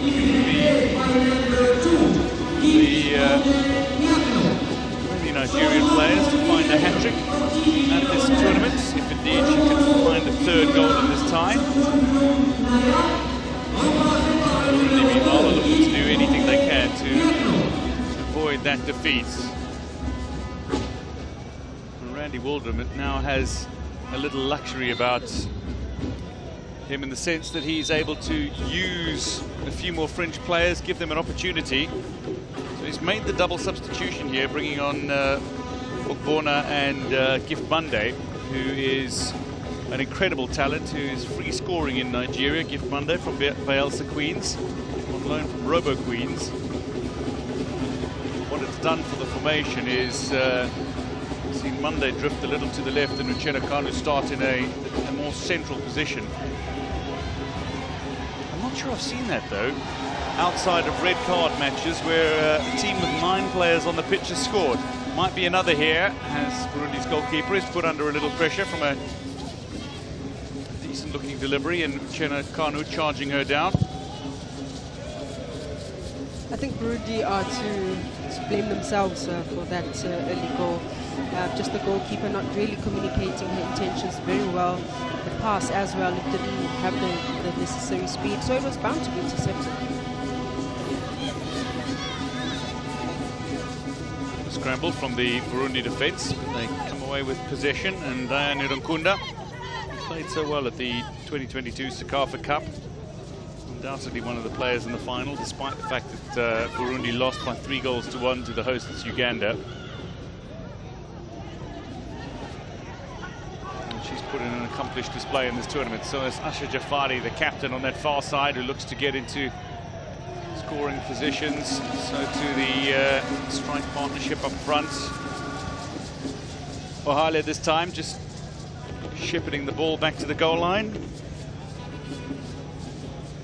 She wants to maintain that perfect record of hers. 4 previous tournaments, 4 gold medals for Usnachi Ohale, based in Spain at Alaves. She's played in the United States, she's played in Sweden, she's played in Italy as well, with Roma. Oh, Ajibade has picked up possession here. Could be a 5th on the cards for Nigeria. Steered almost back into the path of Kanu, who might have a hat-trick here, and is denied by the goalkeeper. A fine save from the 16-year-old. Still very much alive for Nigeria. They apply pressure on the Burundi midfield.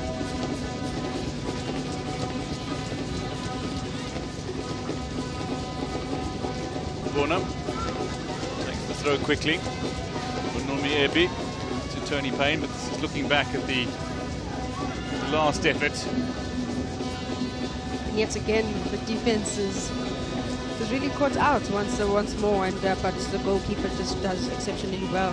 But Kanu really having a good second bite at that chance, and will certainly be looking at getting a hat-trick.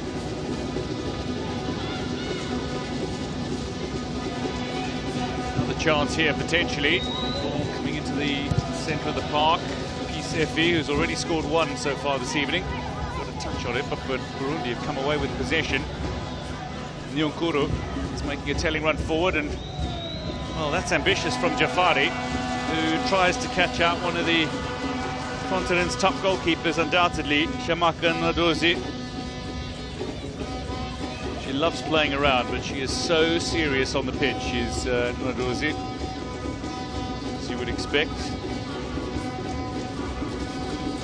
Jafari really trying to catch the goalkeeper unawares, because she really lifted her head and to see that the goalkeeper was way out of the goal line, and really tried that ambitious effort. Unfortunately, it just didn't really have the height to catch the goalkeeper off guard.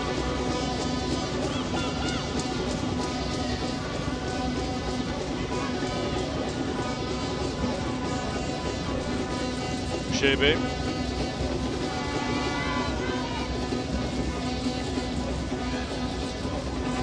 Now possession here. Burundi are knocking it back to their defence. Searching for a little space. Charlotte Irankunda to Zilo Wineza. Yazuimana. Dispossessed by Gloria Bono, who is tightly on her. That too strong for Uimana, who just manages to keep it in play, but then after a false first touch sees the ball out of play, and Ogbonna will have the throw.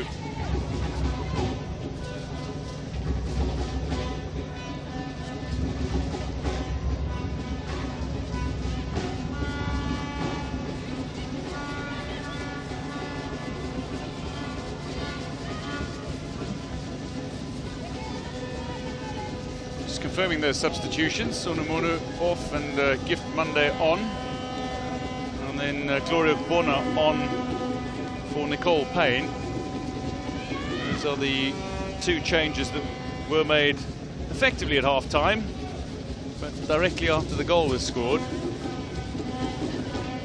This is some lovely work from Gift Monday. Beautiful from Gift Monday, who earns the corner for Nigeria.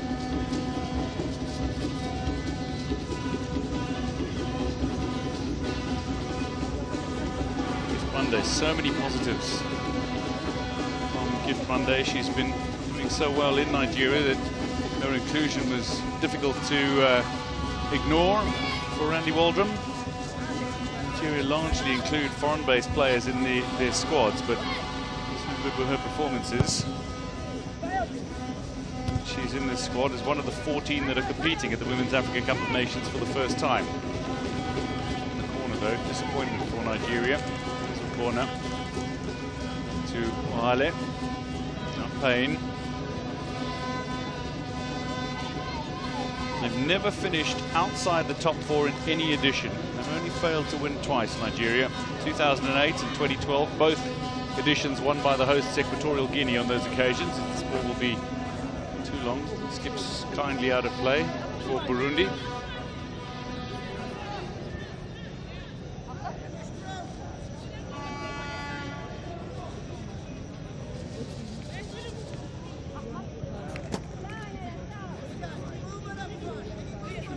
Initially in the provisional squad, but she was a late inclusion and now finds herself on the pitch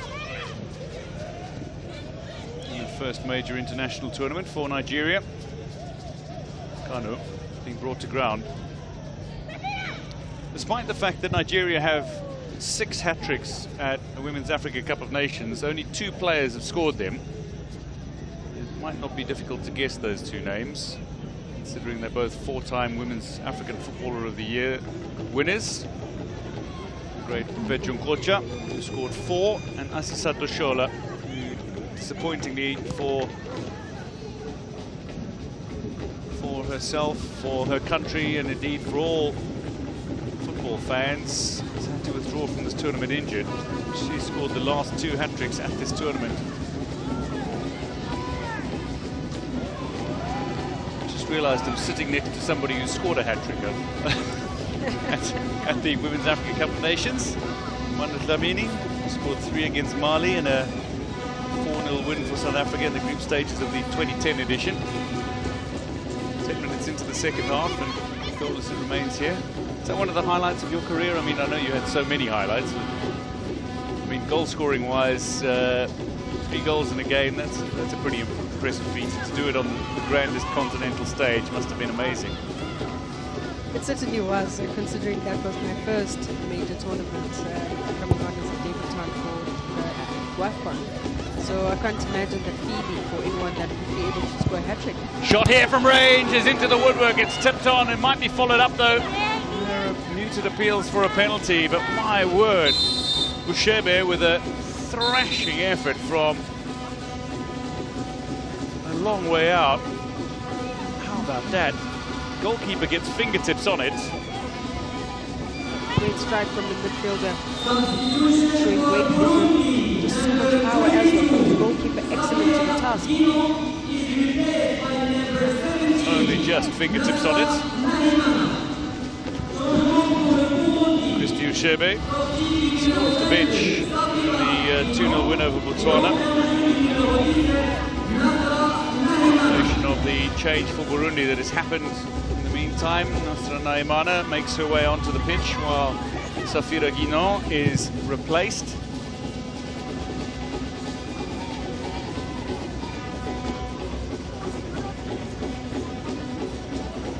Second substitution for Burundi. Guinan had a very tough evening against Ajibade.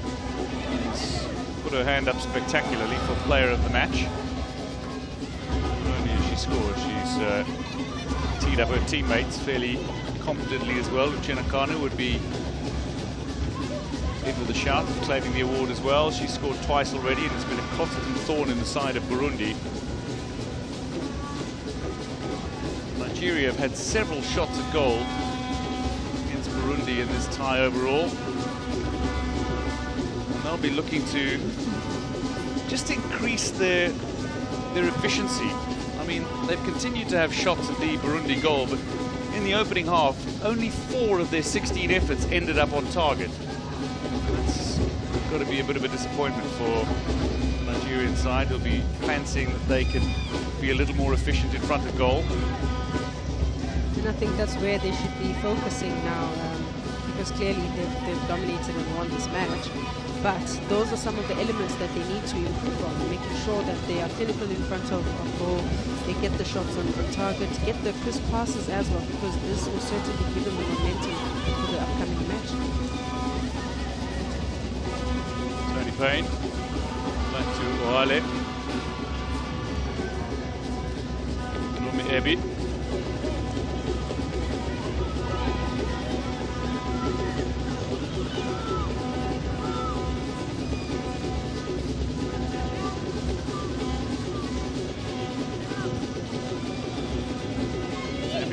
that long diagonal ball out to the far side. Tony Payne brings it under control, and again it's back with Nacho Hale. Just represented Nigeria at the 2010 FIFA Under-20 World Cup. A little bit of a chance here potentially for Burundi. Instead of going the way of the captain, it's gone the opposite direction.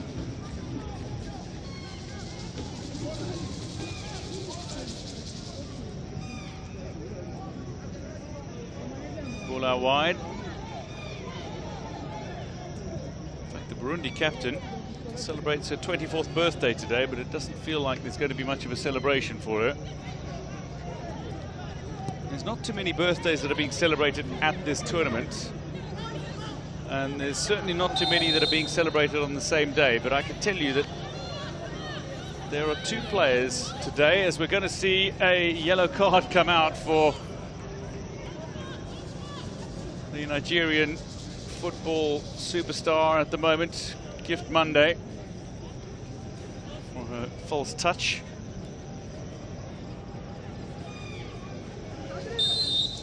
But I can tell you that there are two birthdays of two players, one in either camp, that are part of the matchday squads here as an hour comes up. 4-0 Nigeria lead with half an hour to play. Vivian Ikuchukwu turns 25 today. She's sitting on the bench for Nigeria. She might fancy some game time. Well, Captain Asha Jafari turns 24 today for the Burundi side. They'll have contrasting celebrations. You have a birthday coming up, Amanda. Oh yes, on the 22nd of July. Day of the third place playoff, day before the final.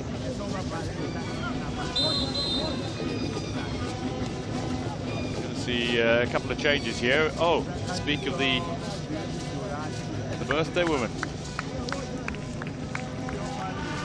Chinonyere McLeans is going to make her way on for Ajibade, and Vivian Ikuchukwu is making her way on as well. Ajibade with a sensational performance so far.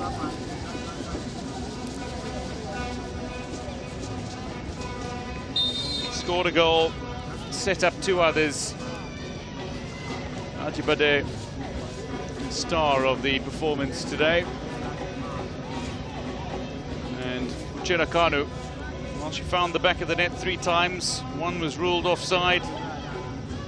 She scored twice in what will be a convincing victory for Nigeria, we suspect. Certainly set up that way. Gift Monday. 2 goal scorers made their way off the bench. Chuku and McLeans. Gift Monday pitch as well. It's going to be interesting to see with a relatively untested Nigerian front line.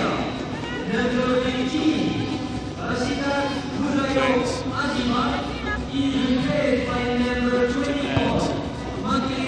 To her goal-scoring tally. Shot comes in, but it's dragged wide of the Burundi goal. Shebe can't find her second in this tournament.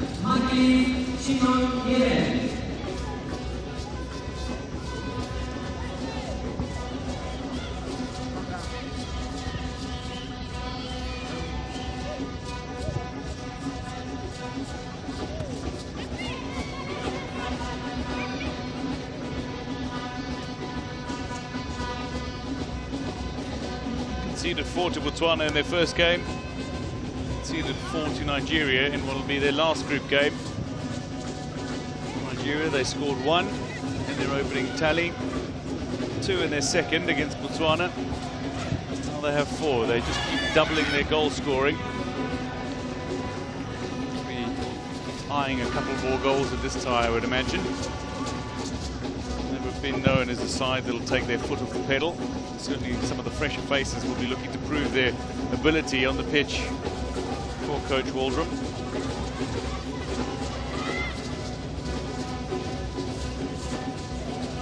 Ball out of play on the far side, or Corby can't keep it in.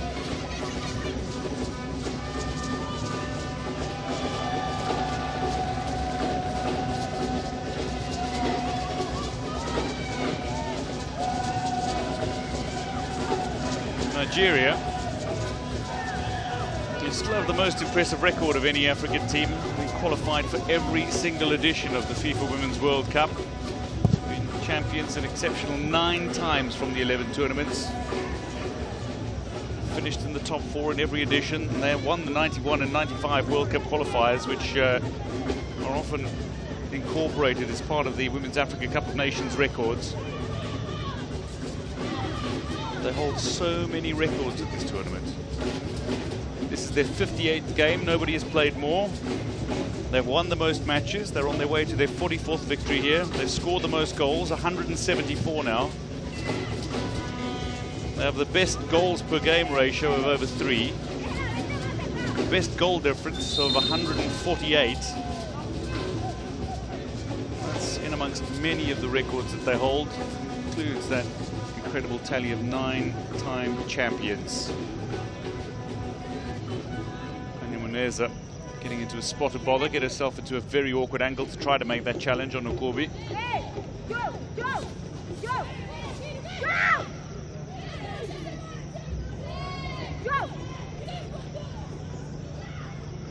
From the set piece, Nomiebe, that's beautifully chipped into the area, and this time it's well read by the goalkeeper, Ina Rukundo.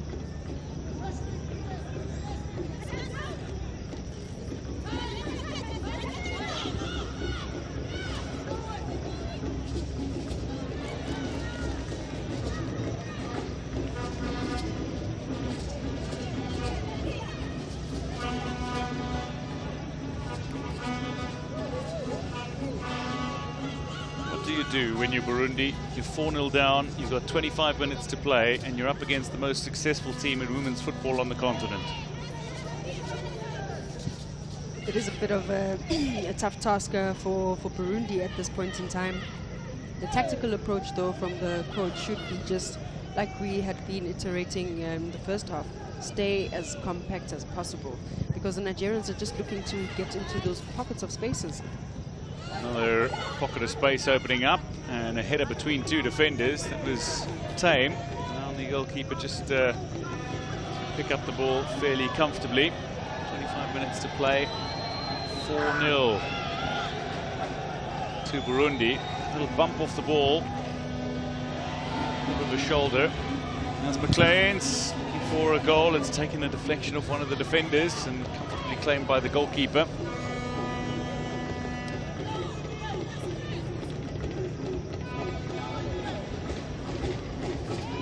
Poland is the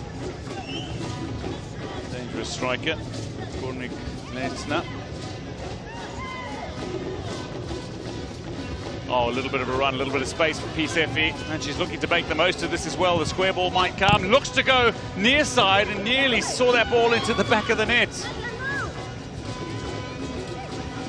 I think there was an attempted cutback that nearly proved worthy of a goal.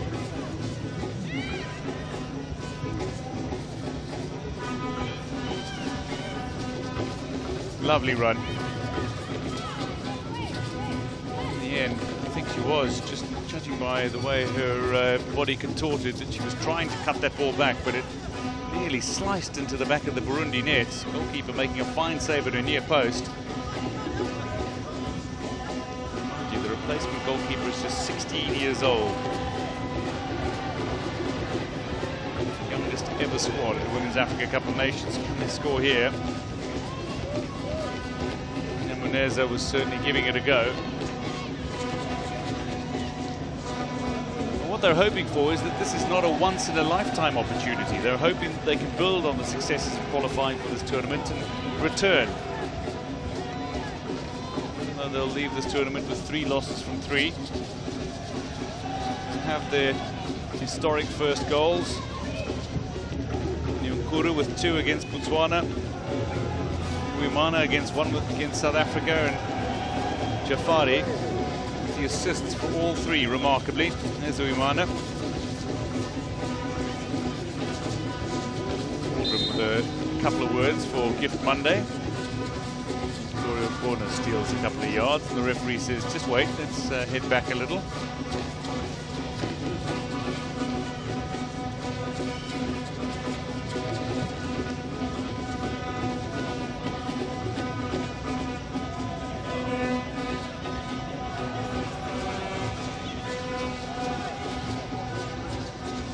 course, the goal scorer from the opening game, Nyonkuru. Jafari has pushed off the ball. Okobi looking to steer that ball down the line. That's a little too strong.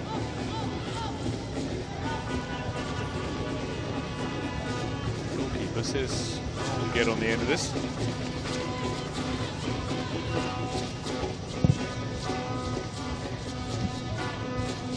Rukundo.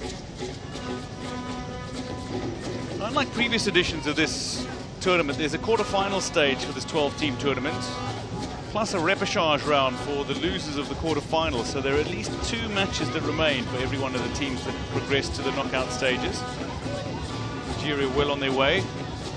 But as things stand, they will find themselves in a position where they are second in the group, and that would mean they face the second best team on the continent in Cameroon in the quarter-finals. A mouth-watering encounter indeed. Oh yes. 2 powerhouses really going at each other. I think this year's WAFCON has really served us some great clashes throughout even just the group stages, and of course now advancing into the quarters and the semis, it just gets much more interesting. It does. It does. Nigeria certainly wanted to advance to the quarterfinals with a win to secure second spot. Now they can face the second team in Group B, which is Cameroon, in the quarterfinals. Here's Monday. Oh, lovely footwork from Gift Monday. He is a little less optimal. Pressure on the Burundi defense, but Kunda manages to sneak that ball out of play on the halfway line. Lost it a long way forward.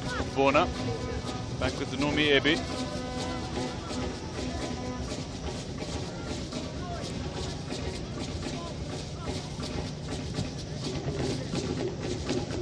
Okobi. That's a decent looking ball away. Okobi was off balance, but she's managed to find some danger on the far flank through Ikujoku. Ikujoku still going. Ikujoku staying on her feet here. She'll find a goal on her 25th birthday.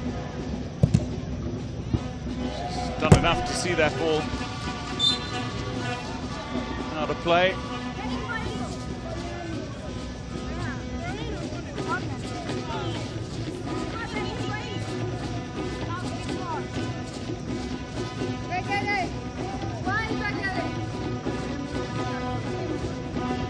Nigeria from the corner. 18 minutes to play. They use the set piece. Vivian Ikujoku's gone into a central area. Away by Charlotte Irakunda. Moved forward by Sandrine Nyonkuru. Zunome Ebi. Player, outfield player, back inside Nigerian half for a short while. Efi towards Okobi, but she can't hold on to possession here. Nyonkuru goes down under the challenge for the ball, but the referee says all of the ball was taken.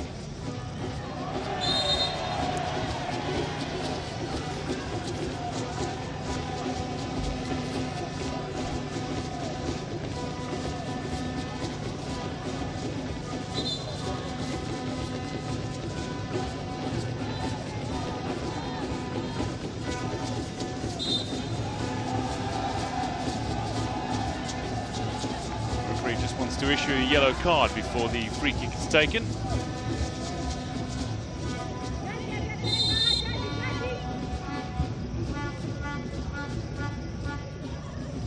Okobi again into the path of Ikujoku. First time cross here.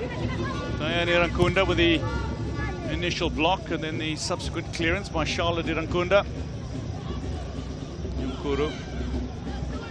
Accommodation play here with Jafari. That ball is out of play. Just over 15 minutes remaining. Nigeria comfortably in front in this Group C tie.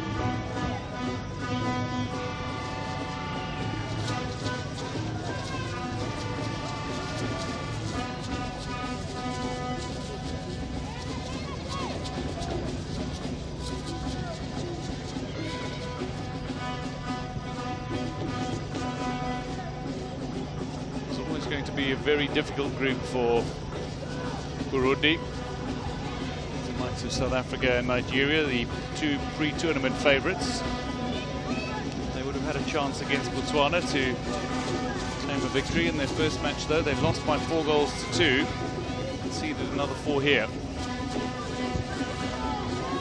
So far, no team has scored more than 4 in a game. Game with Botswana, the highest scoring game, with 6 goals scored. There have been a few 4-1 scorelines, with Tunisia over Togo and Zambia over Togo.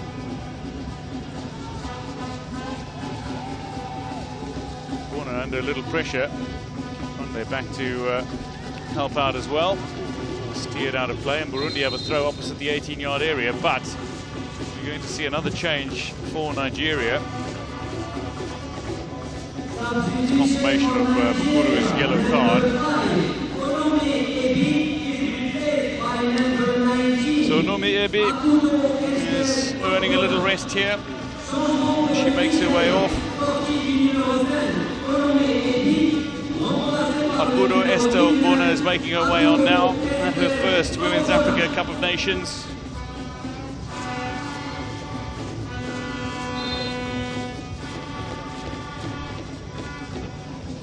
Somebody who represented Nigeria successfully at the 2016 FIFA Under-17 World Cup.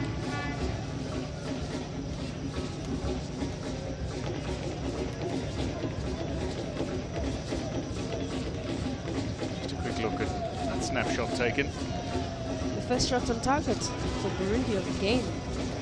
And I guess it highlights that Burundi are getting much of the ball possession now in the second half.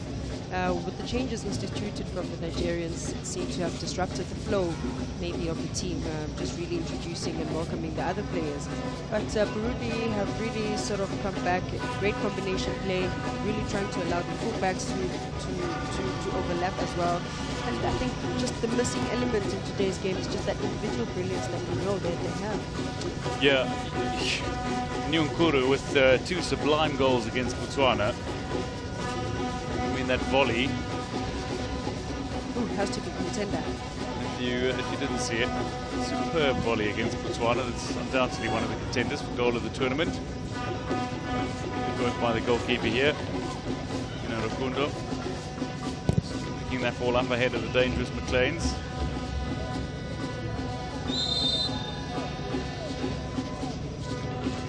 Nyonkuru, the player who's down, Sandrine Nyonkuru.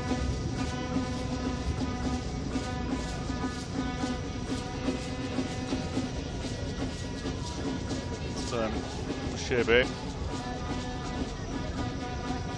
Still a little too powerful in trying to claim possession for Nigeria.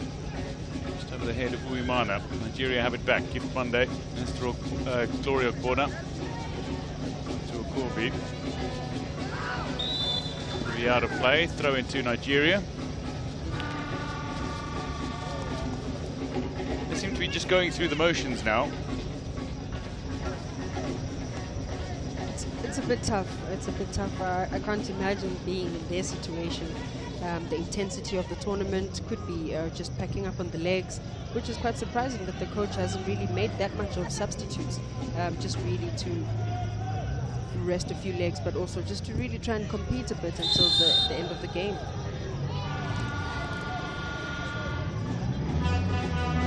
Very few substitutions made by Burundi so far. They have tried to give as many players a run as possible.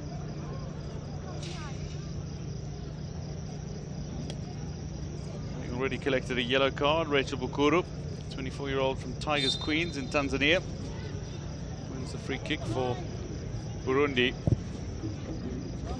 Charlotte Irankunda takes, sends it a fair way downfield, but Nigeria have it back.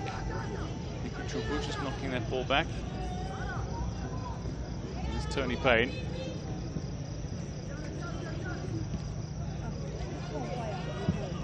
So far she's played as a winger, as a left back and as a right back in 3 games, showing her versatility.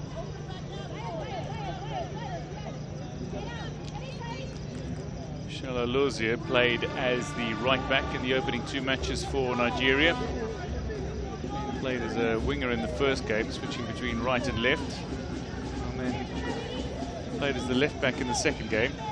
He's the starting right back in today's tie. Centre circle, Burundi. Jafari.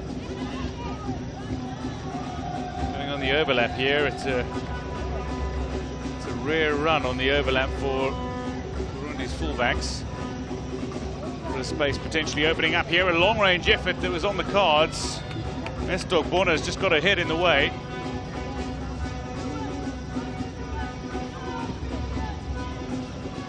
Charlotte Irankunda, she likes to hit them from range. Hasn't really had the opportunity in today's tie, and that ball has been passed away. Comfortably collected by Nigeria in midfield. And now Gift Monday having a charging run. She's just using the space given to her to make her way beyond Burundi defenders. Now looks to send that ball into the danger area. The escape. Uimana now. 10 minutes to play. Some added time. Nigeria lead by 4.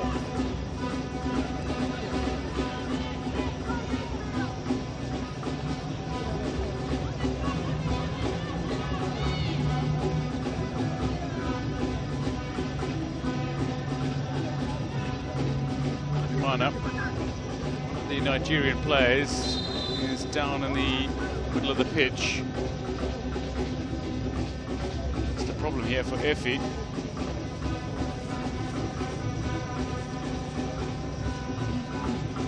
A little tightness. Could be cramping. The intensity of the game has demanded really from the Nigerians to be a bit more efficient, and that means running a lot, covering so much ground, because they do sort of are under pressure to win the match, and therefore you would expect those cramps to start creeping in. Just off the ball, sat down. Does strike out of nowhere.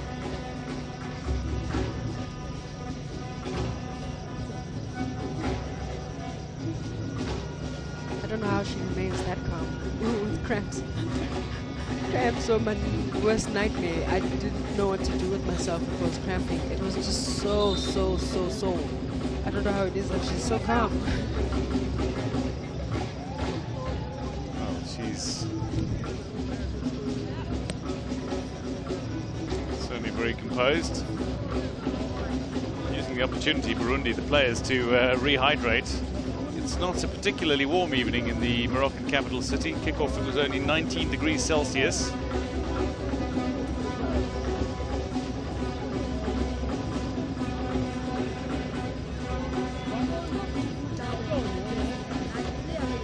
Concern here for one of the Burundi players is also down.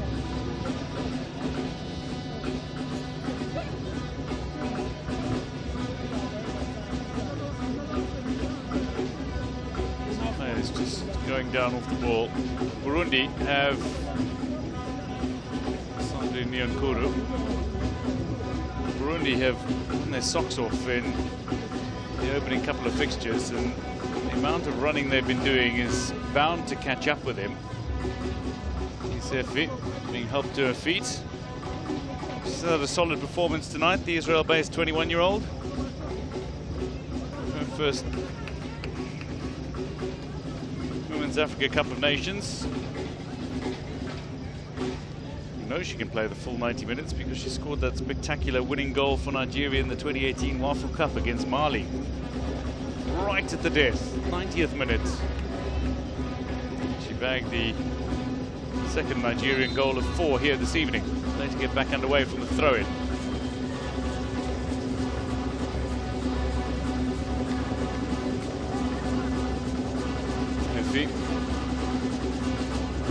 Rehydrating as well.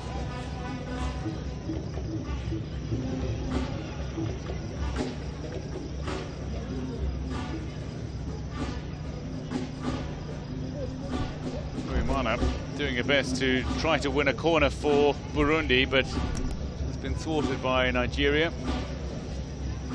Odozie has a rare bit of work to do for Nigeria.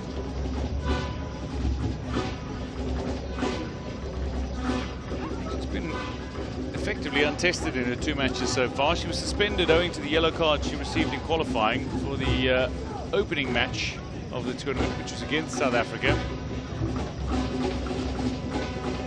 But she's played and not really been tested in the 2 matches so far. Here's the chance to go for 5. Nigeria, in trying to make her way beyond the goalkeeper. McLean's has seen it stolen by the 16-year-old. What a delightful ball in behind the Burundi defence again. So many positives that Nigeria could take out of this time, but like South Africa, you'd have to argue that they've let themselves down with failing to take advantage of genuine goal-scoring opportunities on a regular basis. No, absolutely. Monday just does really well to locate the striker there. Does a great run, but the goalkeeper yet again just reading the situation very well. So returning from injury, Falun Naimana is making her way back into the squad. She's on for Sandrine Okuru, who looks to have cramped up badly for Burundi. Naimana was unavailable for the second match in which they lost 3-1 to South Africa. Burundi has returned from injury. Based at Huddersfield Town in England, in the United Kingdom since 2015. Nyonkuru, who scored Burundi's first and second goals ever at a Women's Africa Cup of Nations, to have her name down in history. Well, she finds herself substituted off late owing to the cramp that she was suffering with. And Naimana's on for a chance to prove her worth on the pitch. A chance to go head-to-head with Nigeria. I can tell you in the match played concurrent to this, South Africa are leading Botswana by 1-0, so South Africa to have confirmed their status as group winners. Delivery in here. Nigeria will finish second in this group. In Group C, that'll mean they have a quarter-final tie against Cameroon to come. If the group remains the same as is, the quarter-finals will be as follows: Morocco against Botswana, Zambia against Senegal, South Africa against Tunisia, and Cameroon against Nigeria. What that does is it sets up a tie in which 2 of the 3 teams who were expected to book a World Cup ticket won't get a World Cup ticket automatically, at least, and one of Zambia or Senegal are going to the FIFA World Cup.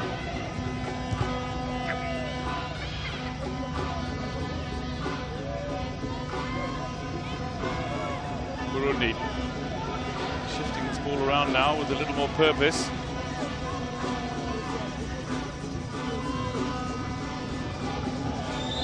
It's going to be a free kick to Burundi. Naimana being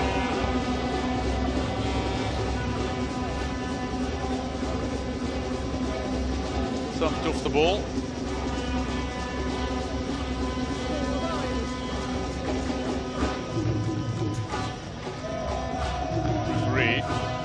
Decided she wants to issue a caution as well, and Shebe is not too happy.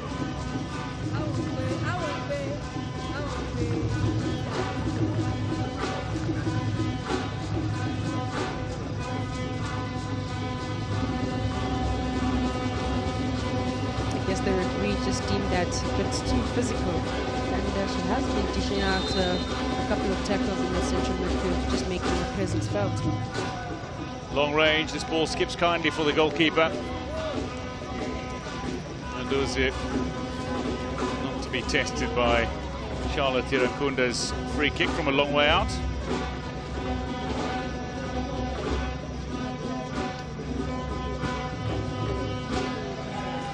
To the far side of the park. And that's going to be a free kick to Burundi.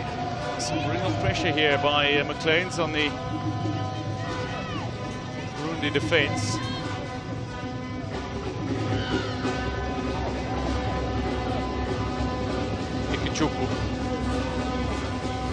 Kajuku is still going. Ball into the danger area, but it's deflected away. She keeps the ball in play. Back to Shebe. Players stop for one of the Burundi players who's down on the far side of the park.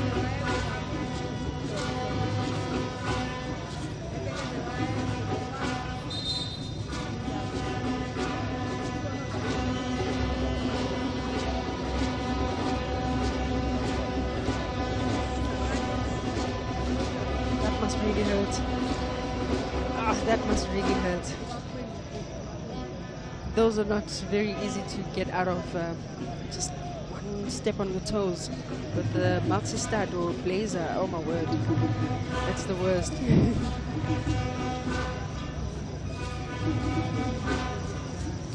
But experienced the full collection on the pitch. Just taking a look at the last real goal chance for Nigeria. Clayton's running onto it. Just to cut inside of the goalkeeper, whose right arm is positioned nicely to be able to wrap that ball up. So we hit the 90-minute mark here. 3 minutes of time has been added on. Nigeria lead by 4-0. And like South Africa before them, could have scored significantly more on the night.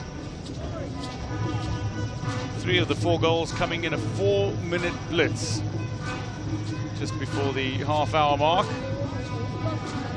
And some of the saves of the young goalkeeper that's denying Chenakanu earlier in the game.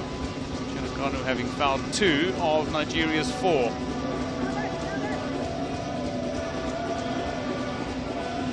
Sitting up teammates like Shebe. Chenakanu, not unaccustomed to scoring hat-tricks. He's got 2 already this season in the Mexican League. Substituted off already. I think she's showed that she's got the ability to come and fulfill any responsibility up front for Nigeria. Ohale, Payne.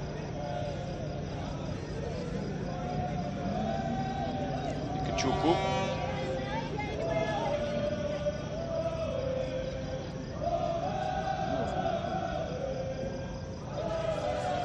The Burundi have lost this ball again in a dangerous area. Nigeria have 2 players running into very attacking positions.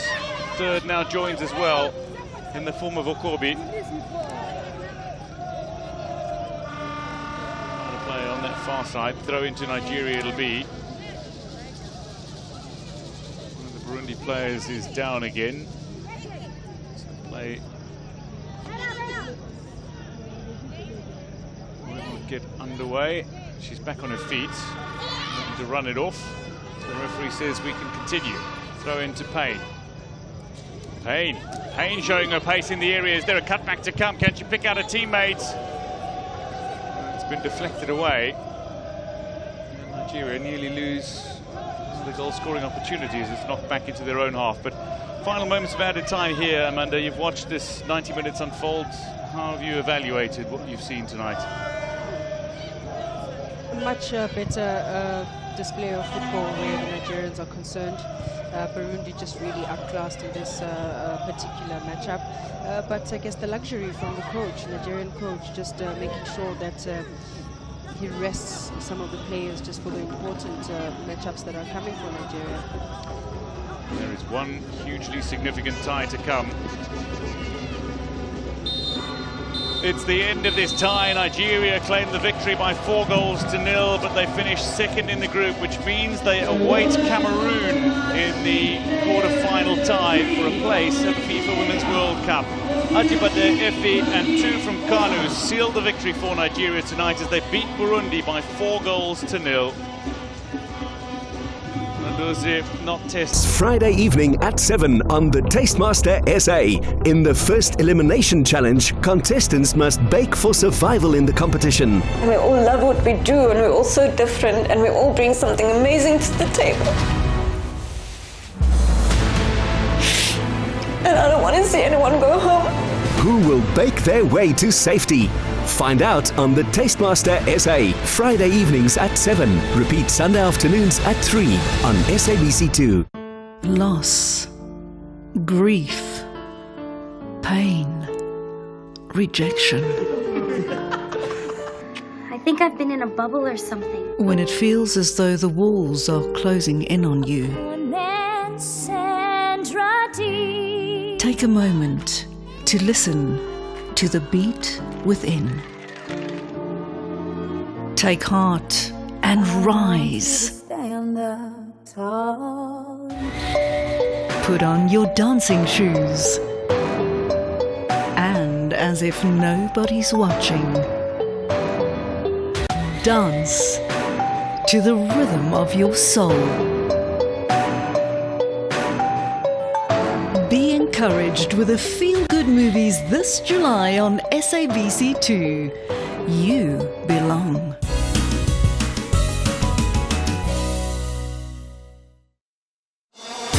Put a ball in Africa and watch nations come together. Put a ball in Africa and hear many languages from adoring fans become one voice. Put a ball in Africa and see African players become global stars, bringing hope and unity to the continent. It might just be a match to the rest of the world, but to Africa, it is 90 minutes of solidarity. Hanging in the air, and that's the opening goal. 90 minutes of I and you are me. 90 minutes of goals, counterattacks, tackles and dribbles, victories. Another beautiful one, and into the back of the net, and tears. So put a ball in Africa and watch countries become one nation, one spirit, one soul. Because this African Cup of Nations, only one team will be playing. Africa United. # we love it here. Your Wednesdays will never be the same. Ever. EFC's The Fighter is a gridlocked action-packed show that gets you up close and personal with EFC fighters and the roster. First of all, I'm a redhead, and I'm pretty sure it's a known fact that redheads have the highest pain tolerance. Watch as they draw their blood, sweat and tears for the love of extreme fighting. Catch The Fighter Wednesdays at 9 p.m. live on SABC Sport Channel on OpenView 124, SABC TTT and on Telkom 1.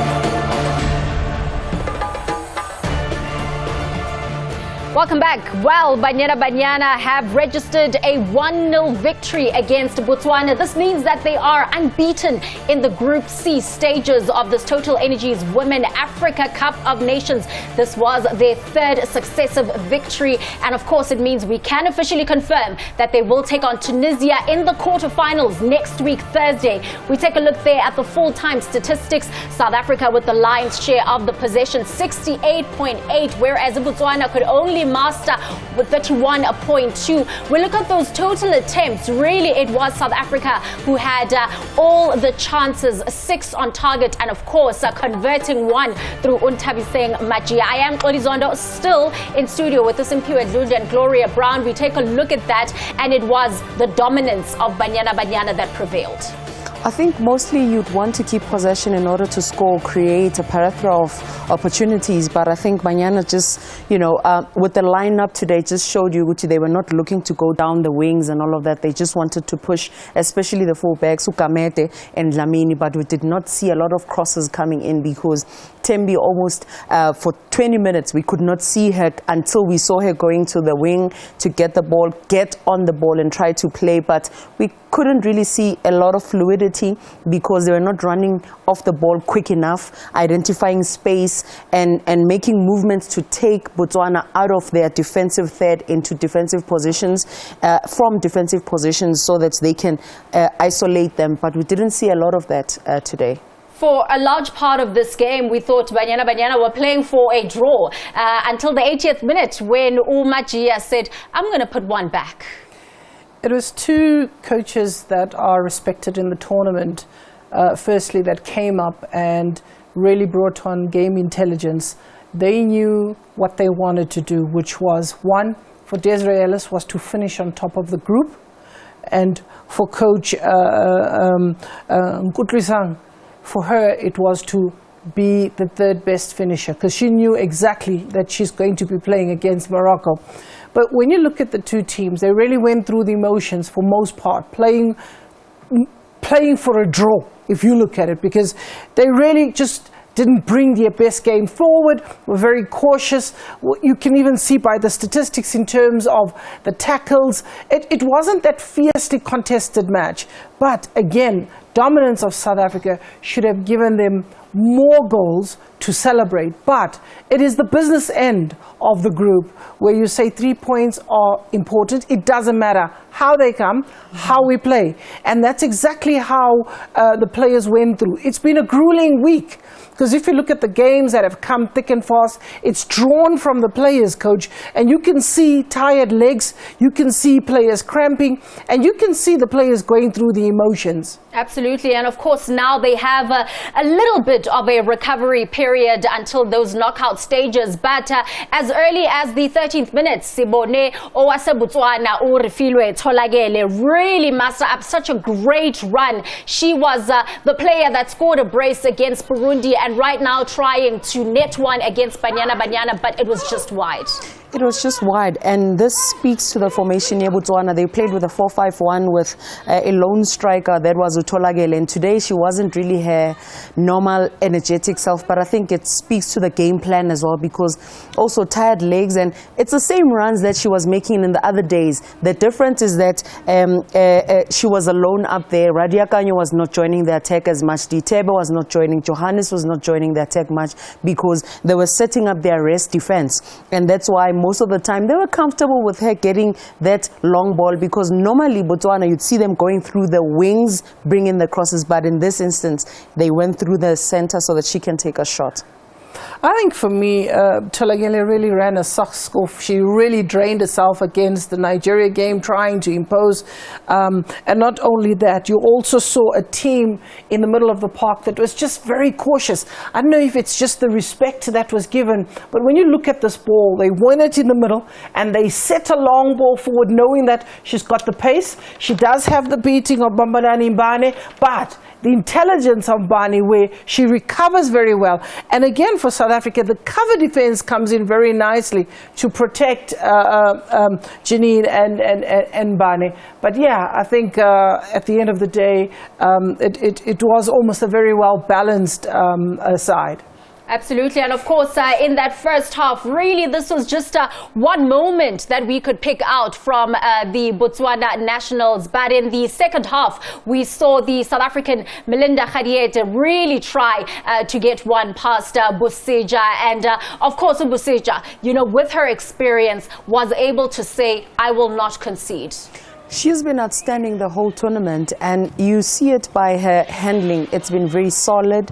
Her positioning has been immaculate, and if you look at this moment, she realized and knows Melinda by now, that Melinda will just hit you from any direction, from any foot. And this came when Melinda is on the field, because she was making those runs very centrally. You'd see where she starts off. She starts very central. She chases because she anticipated and realized they are making a back pass. Let me go and press, and this was almost fruitful for her. You're looking at goalkeepers who also, when you go into training, the two teammates, they know each other. She knows Melinda's strengths as well, because the way she anticipated that shot, it's almost like she knew that Melinda's going to wrap it with the left foot. But for Melinda as well, showing great awareness, because she picked up from an error, that ball just getting a little bit of a deflection from the defense there of Gaufetuchi, and then trying to benefit with the snapshot. But yeah, a great goalkeeping that we saw from Bosija, and that you can actually see being, even her positioning, when you look at it, she wasn't really at the center, you know, but knowing how Melinda really likes to wrap them in the corners, she made sure she closes that angle. All right, well, at that stage of the match, Bosija not conceding, and we saw something quite of a similar nature in the 70th minute, and that was, of course, with the Ukolosa Piana. She was also trying to get one past Bosija, but again, the experience of the Botswana goalkeeper came to the fore. Kolosa Biana, for me, has been the player that took the decision that she's going to shoot from range. She's got a good shot. She's got a good technique. She's brave enough. And it looks like she was given the instruction to say, after the break, take the keeper on. But this is a keeper that in the air is pretty strong. But then again, anything can happen as a goalkeeper. We saw in that shot that the keeper made the save, but she spilled it. Had she been directly in the goal, that would have been a goal. But was Biana's shot powerful enough? It's not so much about the power, but where she plucks it, because the reason why Buseja couldn't handle it completely, it was drifting, it was curling away. You see, she's moving, and if it was just, you know, if she was just few seconds late, it would have been a goal for that, because look at it, it's swifting away from the central part of it. So Ibezo a top corner by any means, and this is a continuation.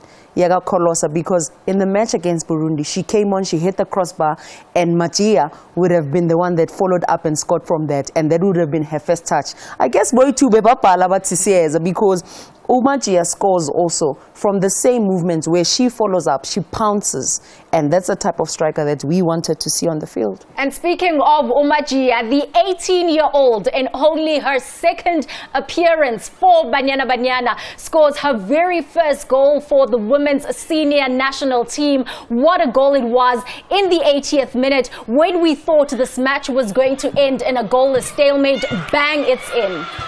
Good team goal.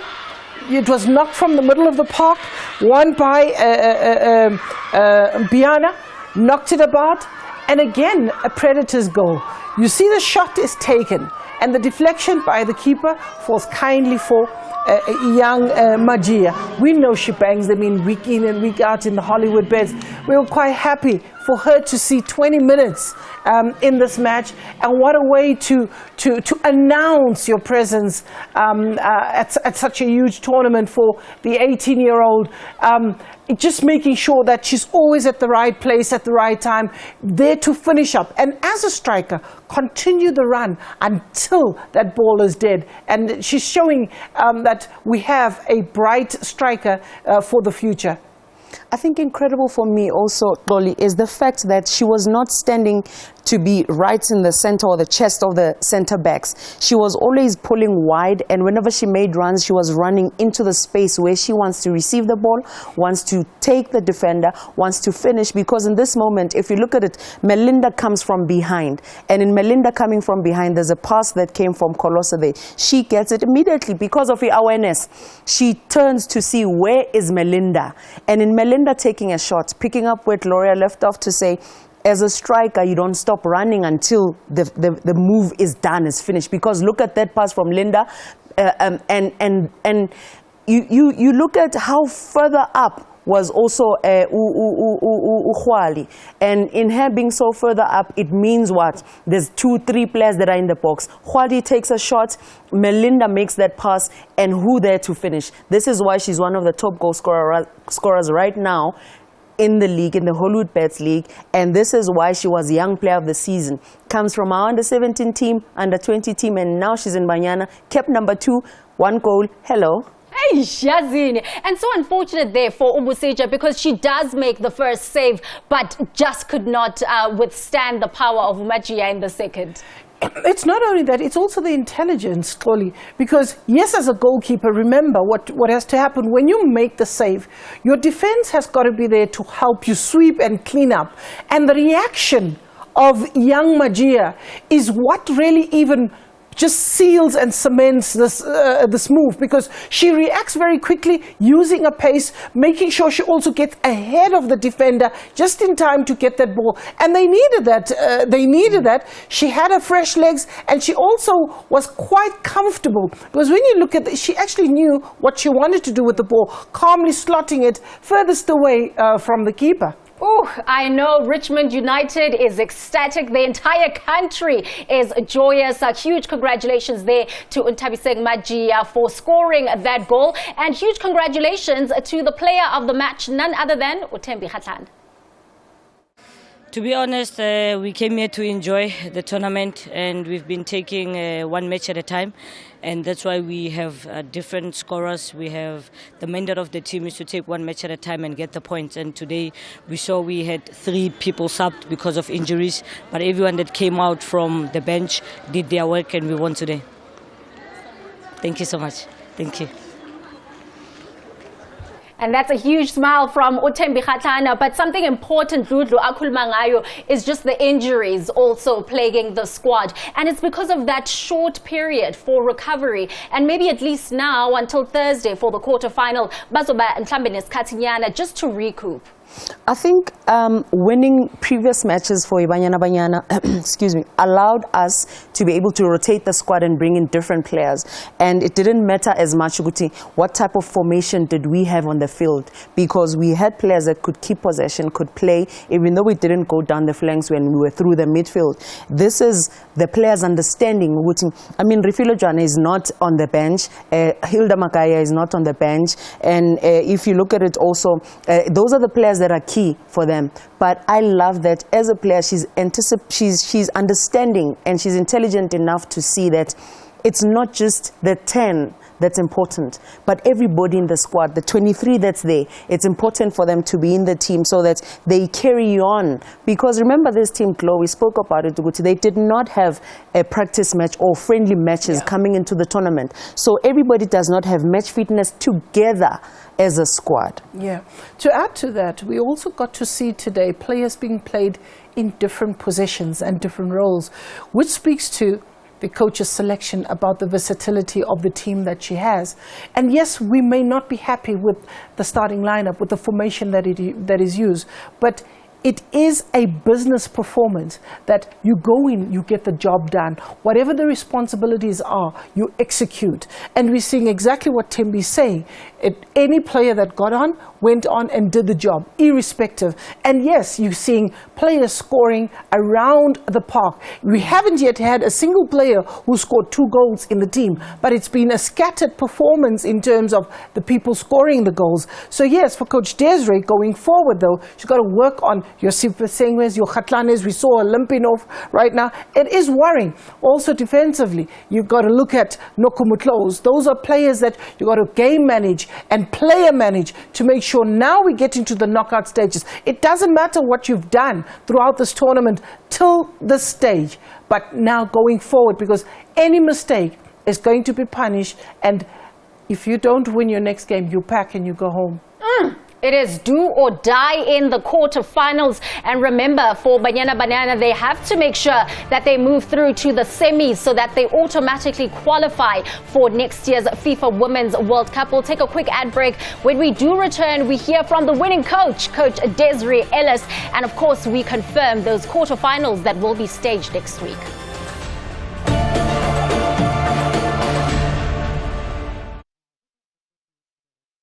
Next on Sewende Laan. Nuwe alarmsysteem. Paspoorte vir Gabriel en Shady. Beplan julle vakansie? Elke verhouding het sy uitdagings. Kyk na jou ouers, hulle was net hier 40 jaar getroud. Ons het mal as 'n 40ste anniversary gevier. Denzel het my 'n werk aangebied. Bestuurder van op die koffie. Ek het besluit om dit te vat. Jy het reg gehoor. Ek's jou match. Sy nou iets loop verkeerd. Wat word van kleintjie? Sewende Laan, Monday to Friday at 6.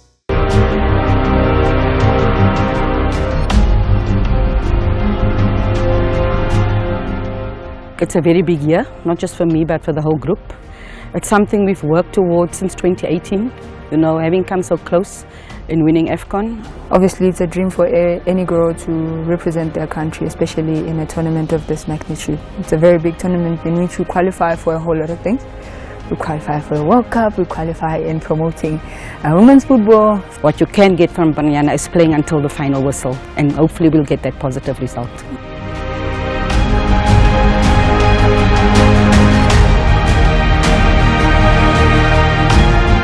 Because that first game is the most important game.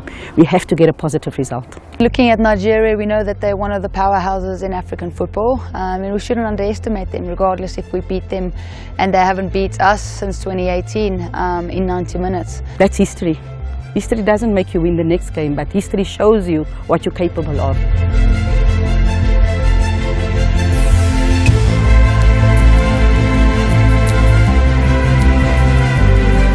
there is an opportunity for this time to win AFCON with the experience that we have. This will be my 7th edition of the African Women's Championship, and always just fell short of a gold medal. I think it's a great platform to go out there, win, and definitely qualify. That is what it's all about. It's about pressure and absorbing the pressure that we get from all kinds of angles. That's what creates, the best athletes. And I always remind the players, you're not just going there for yourself.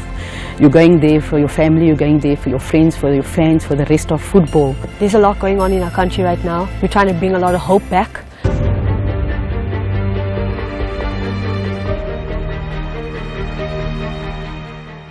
Hi everyone, I'm Janine van Wyk. Anile Dlamini. Sibulele Olweni. Robin Moodley, Banyana midfielder. Catch us live in Morocco for the Total Energies Women's Africa Cup of Nations 2022. # We Love It Here.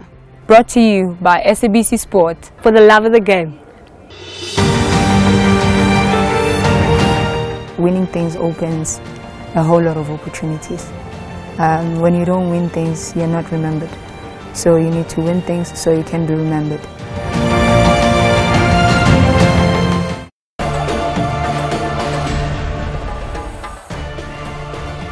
Botswana, as the debutants of the Women's AFCON, have made it through to the quarter-final stages as the third best finishers. Let's hear from the ecstatic coach, Kgailotloho Nkutlisang. Thank you very much. Even though maybe we lost the game, but I thought it was our game plan. Yes, first half we did very well in terms of not allowing maybe SA to have spaces, also through passes. But also, since you know that we had maybe 3 yellow cards in some of our players, so second half we preferred maybe to rest them. It's one of the achievements as Team Botswana, because looking at it is our first time maybe in here.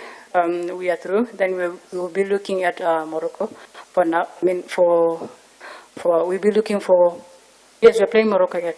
Yeah, we'll be playing for Morocco. We'll be looking for Morocco. So this game, I think maybe it was a preparation for the game with Morocco. Maybe we're just looking at the game between maybe Burundi and Nigeria. Then the result from their side. Also, we took them. Also, making sure today we don't consider with a lot of goals, because that's one thing that in our plan we looked on it and say if maybe we can get a draw in this game, maybe 1 goal or draw. So I think even if we lost the game, I'll just say big up to the girls. They played well.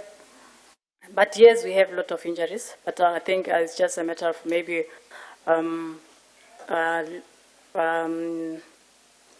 games maybe were too close. Maybe I may say, because most of the players maybe they played most games. But I can say generally it wasn't because we had more squad. Maybe the coaches we didn't give others chance. But if you know that maybe if you know that maybe your first 11, because also you're looking at achieving in terms of groups. So I think maybe it's something that you can look on that side. The Maize of Botswana have made history qualifying for the quarterfinal stages in only their first appearance in the AFCON. And there, in terms of Coach Kgailotloho, really saying that the aim for today's match was at least a draw, or if they are to lose, by a small margin. And this is really what they achieved, losing only 1-0 to Banyana. She's done her homework very well. She knew exactly what she wants to achieve with the team, and that is why it's very important for you to basically kind of design the way you're going to play and how and whom you're going to play. We're looking at the coach also talking about the lack of the rotation of the players in a team, which has resulted in a huge cost, because now you've got a lot of her key players that are injured. And that is because when you look at the first game, she won it quite convincingly. Used the very same players in the second game, which was against Nigeria. And that was when they really exerted themselves or over-exerted themselves, because Nigeria, on the other hand, were desperate now to get back into the tournament. And in that match, it was quite a bruising encounter. Today, they had to take their foot off the pedal and say, we got our win. Let's go in and play for a draw. We'll take it very easy. And you can actually see they were quite content with a draw. And just to keep Banyana at bay, and even if they lose, not at a big margin. And before this match, she mentioned that we will be playing Morocco, you know, the hosts. But also we look at when they're going to be playing. Morocco already has an extra day in terms of recovery, on Wednesday. Whereas for them, it's one less day with the injuries that she's spoken about as being a problem in the squad. I think the moment you qualify for a tournament of this magnitude, Koli, you start planning better. You do what we call tournament assimilation. This is where you try to play friendly matches back to back. So they're playing every 2 days or every 3 days. So my friendly worker will come into that with your squad. And that way you'll be able to see a training load prior to a game. You'll see recovery. How long do the players recover when it comes between the matches? It will help you to see how long or what do you need, or find strategies to prep for the next game. So usually if you do tournament assimilation, it helps you to gauge and see who survives, who doesn't survive. And then you find strategies to say, oh, I can rotate my games like this. I know which opposition I'm playing. So nama friendly wako, you pick teams that will be closer to the type of opposition you're going to play in the tournament, so that you anticipate when we are relaxed. If the injuries come in, when I do this, what needs to happen next? Because the coach yellow card your key players, you don't want them injured, you don't want them yellow carded, and the other players in the team, you want them fresh, so that when they come in, it's a replica and you just hit the ground running. Nizwele, tournament assimilation highlighted, underlined in bold. That is the takeaway for this evening. But of course, there is no other coach that will be as happy as Desiree Ellis. It's a 100% win record in the group stages, a full complement of 9 points. And now they will take on the third best finishers, Tunisia, in the quarterfinal on Thursday. Let's hear from Ellis. Good evening. We wanted to make sure that we end on top. We didn't want to leave it for permutations, knowing at halftime the score is 3-0 on the other side. So we wanted to make sure that we stay compact. We wanted to make sure, that we keep our composure. I think we did not really get going in the first half. We tried to get going, had a couple of chances, did not happen. I said the squad is very versatile. We then made a couple of changes which was enforced, and it really brought the best out of the group, and we started controlling the game, controlling the tempo, creating a couple of opportunities. And what a good goal for Ntabi Singh, the debutant from the last match, getting a first goal, and you could see the joy on the pitch. Happy with the result. Happy with the performance. I thought it was much improved from the game against Burundi, and that's all we asked for. First question. You might say they're not a force to be reckoned with, but they're at the Women's African Cup of Nations, and they're not here by chance. As we said, we looked at other matches, Togo drawing with Cameroon. Who would have thought that that would happen? And teams come here prepared, teams come here organized. Yes, we had many opportunities against Burundi, which we should have put away, which we did not. At the end, we got the 3 points. Sometimes we want to play the best football that we can. Sometimes you have to give credit to the opposition as well, where they don't allow you to play that, and you have to find other ways of getting the result. And I felt that when we took control of the game against Botswana in the second half, I think we played the football that we wanted to play, because we controlled the tempo, we controlled everything. They just sat back and play, and we knew that they were going to play on the counter. We knew that they were going to try and look for the number 7. We knew that they were going to try and find the number 10. We knew that they were going to play long. We needed to be prepared for that. And when you can settle that down and take control of that, you can take control of the game. And each and every game is different. So we cannot compare the first game to the second game to the third game, because it's different opposition. If you look at our lineups, we've changed it 4 or 5 changes to make sure that we keep the freshness.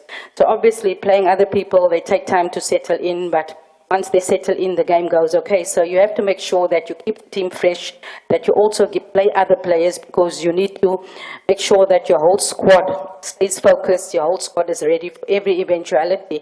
And I think we did that brilliantly over the couple of games. We managed to play some players 290s and rest them. Some played 190, rested, played again 190. So we wanted to make sure that we get the 3 points, that we stay top, but that we have freshness going into the next round. There's no second chance in the next round. So if the fresher we can keep our players, the better it is for us. We got the 3 points. We'll then celebrate tonight and then work towards the next game. No second chances in the next round. And, you know, the coach, Desiree Ellis, really emphasizing the importance of getting fresh players and rotating the squad. Yes, it is 3 wins in this Group C stage. But are you happy with how the wins came across for Ibanyana? I'm happy because we are not playing robots. We are not playing our friends. We were playing opponents that also wanted the same results, which is to win. So the resistance was different to what we get at training. So I'm happy with how we responded, how we also adjusted, because the coach spoke about different formations, different players that we've put on the field. I've seen us play with a 4-3-3, with a 4-5-1, with a 4-4-2, which was more impressive for me because where it matters the most, we showed what we are capable of against Nigeria, against Burundi, and now against Botswana. Different types of opposition. We adjusted and we got maximum points. That's all I care about. And also speaking about not undermining the opposition, especially when you look at a Tunisian side who finished as 3rd best finishers, but not to say it will be a walk in the park. Holly, one's got to give credit where credit is due. And you're looking at a South African technical team that has really done their homework. Behind the scenes, what they do is intense. And they've studied the oppositions. And yes, her talking about the player flexibility in terms of rotating the squad, the freshness. And it goes back to how she planned the tournament to say, I win my first game. And then I decide how do I want to play it in the group stages. Says I wanted to finish top. She's achieved that. And now it's the time to go back and press reset to say we're now in the business end of this tournament. It's doing all or nothing because there's no second chance at this point. So you then have your fresh players coming into the side. And yes, with the team that she's possessed, you're starting to see players playing in different positions, players being uncomfortable but then settling. And that is showing maturity of the players that she has at her disposal. And of course, in the other encounter, it was the Super Falcons of Nigeria who dominated Burundi. They inflicted a 4-0 drubbing to the debutants. And of course, it started off in that 25th minute. Rashidat Ajibade scoring through a penalty kick. And then after that, the floodgates were open. You know, tournament campaigners and gold medalists in different competitions in Africa and qualifying for international standardized competitions. This is how you do it. How you start is not how you end. And I think in Nigeria they've found their tune. And it's because the coach has given the belief to Rashidat on the right. She can play in center mid on the right. She can also go up front. Kanu came on. She's got a brace. This means with Nigeria are coming together and are enjoying the type of football they are playing. But they were not tested much by Burundi. I also think, you know, at times you could be saying that one man's food is another man's poison. Perhaps the loss to Ashora has given the floodgates and the opportunity to Ajibade to shine in this tournament. And you got to see a strike force that was really going out at all cylinders.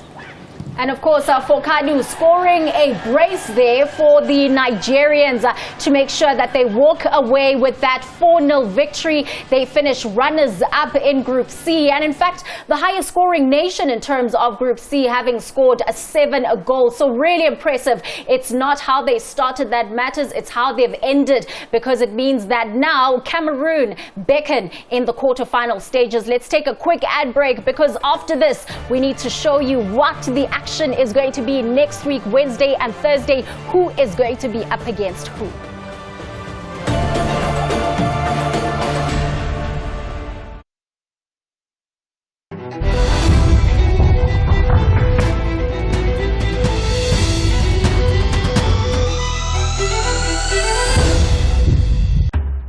Karitsine, Ma Africa Dance, an invitation to an exploratory journey to find worth, lessons, and deeper meaning in our heritage of traditional dance. Teachings enriched by a pot of wisdom, and people with a desire to pass on a legacy of knowledge. Garitsene.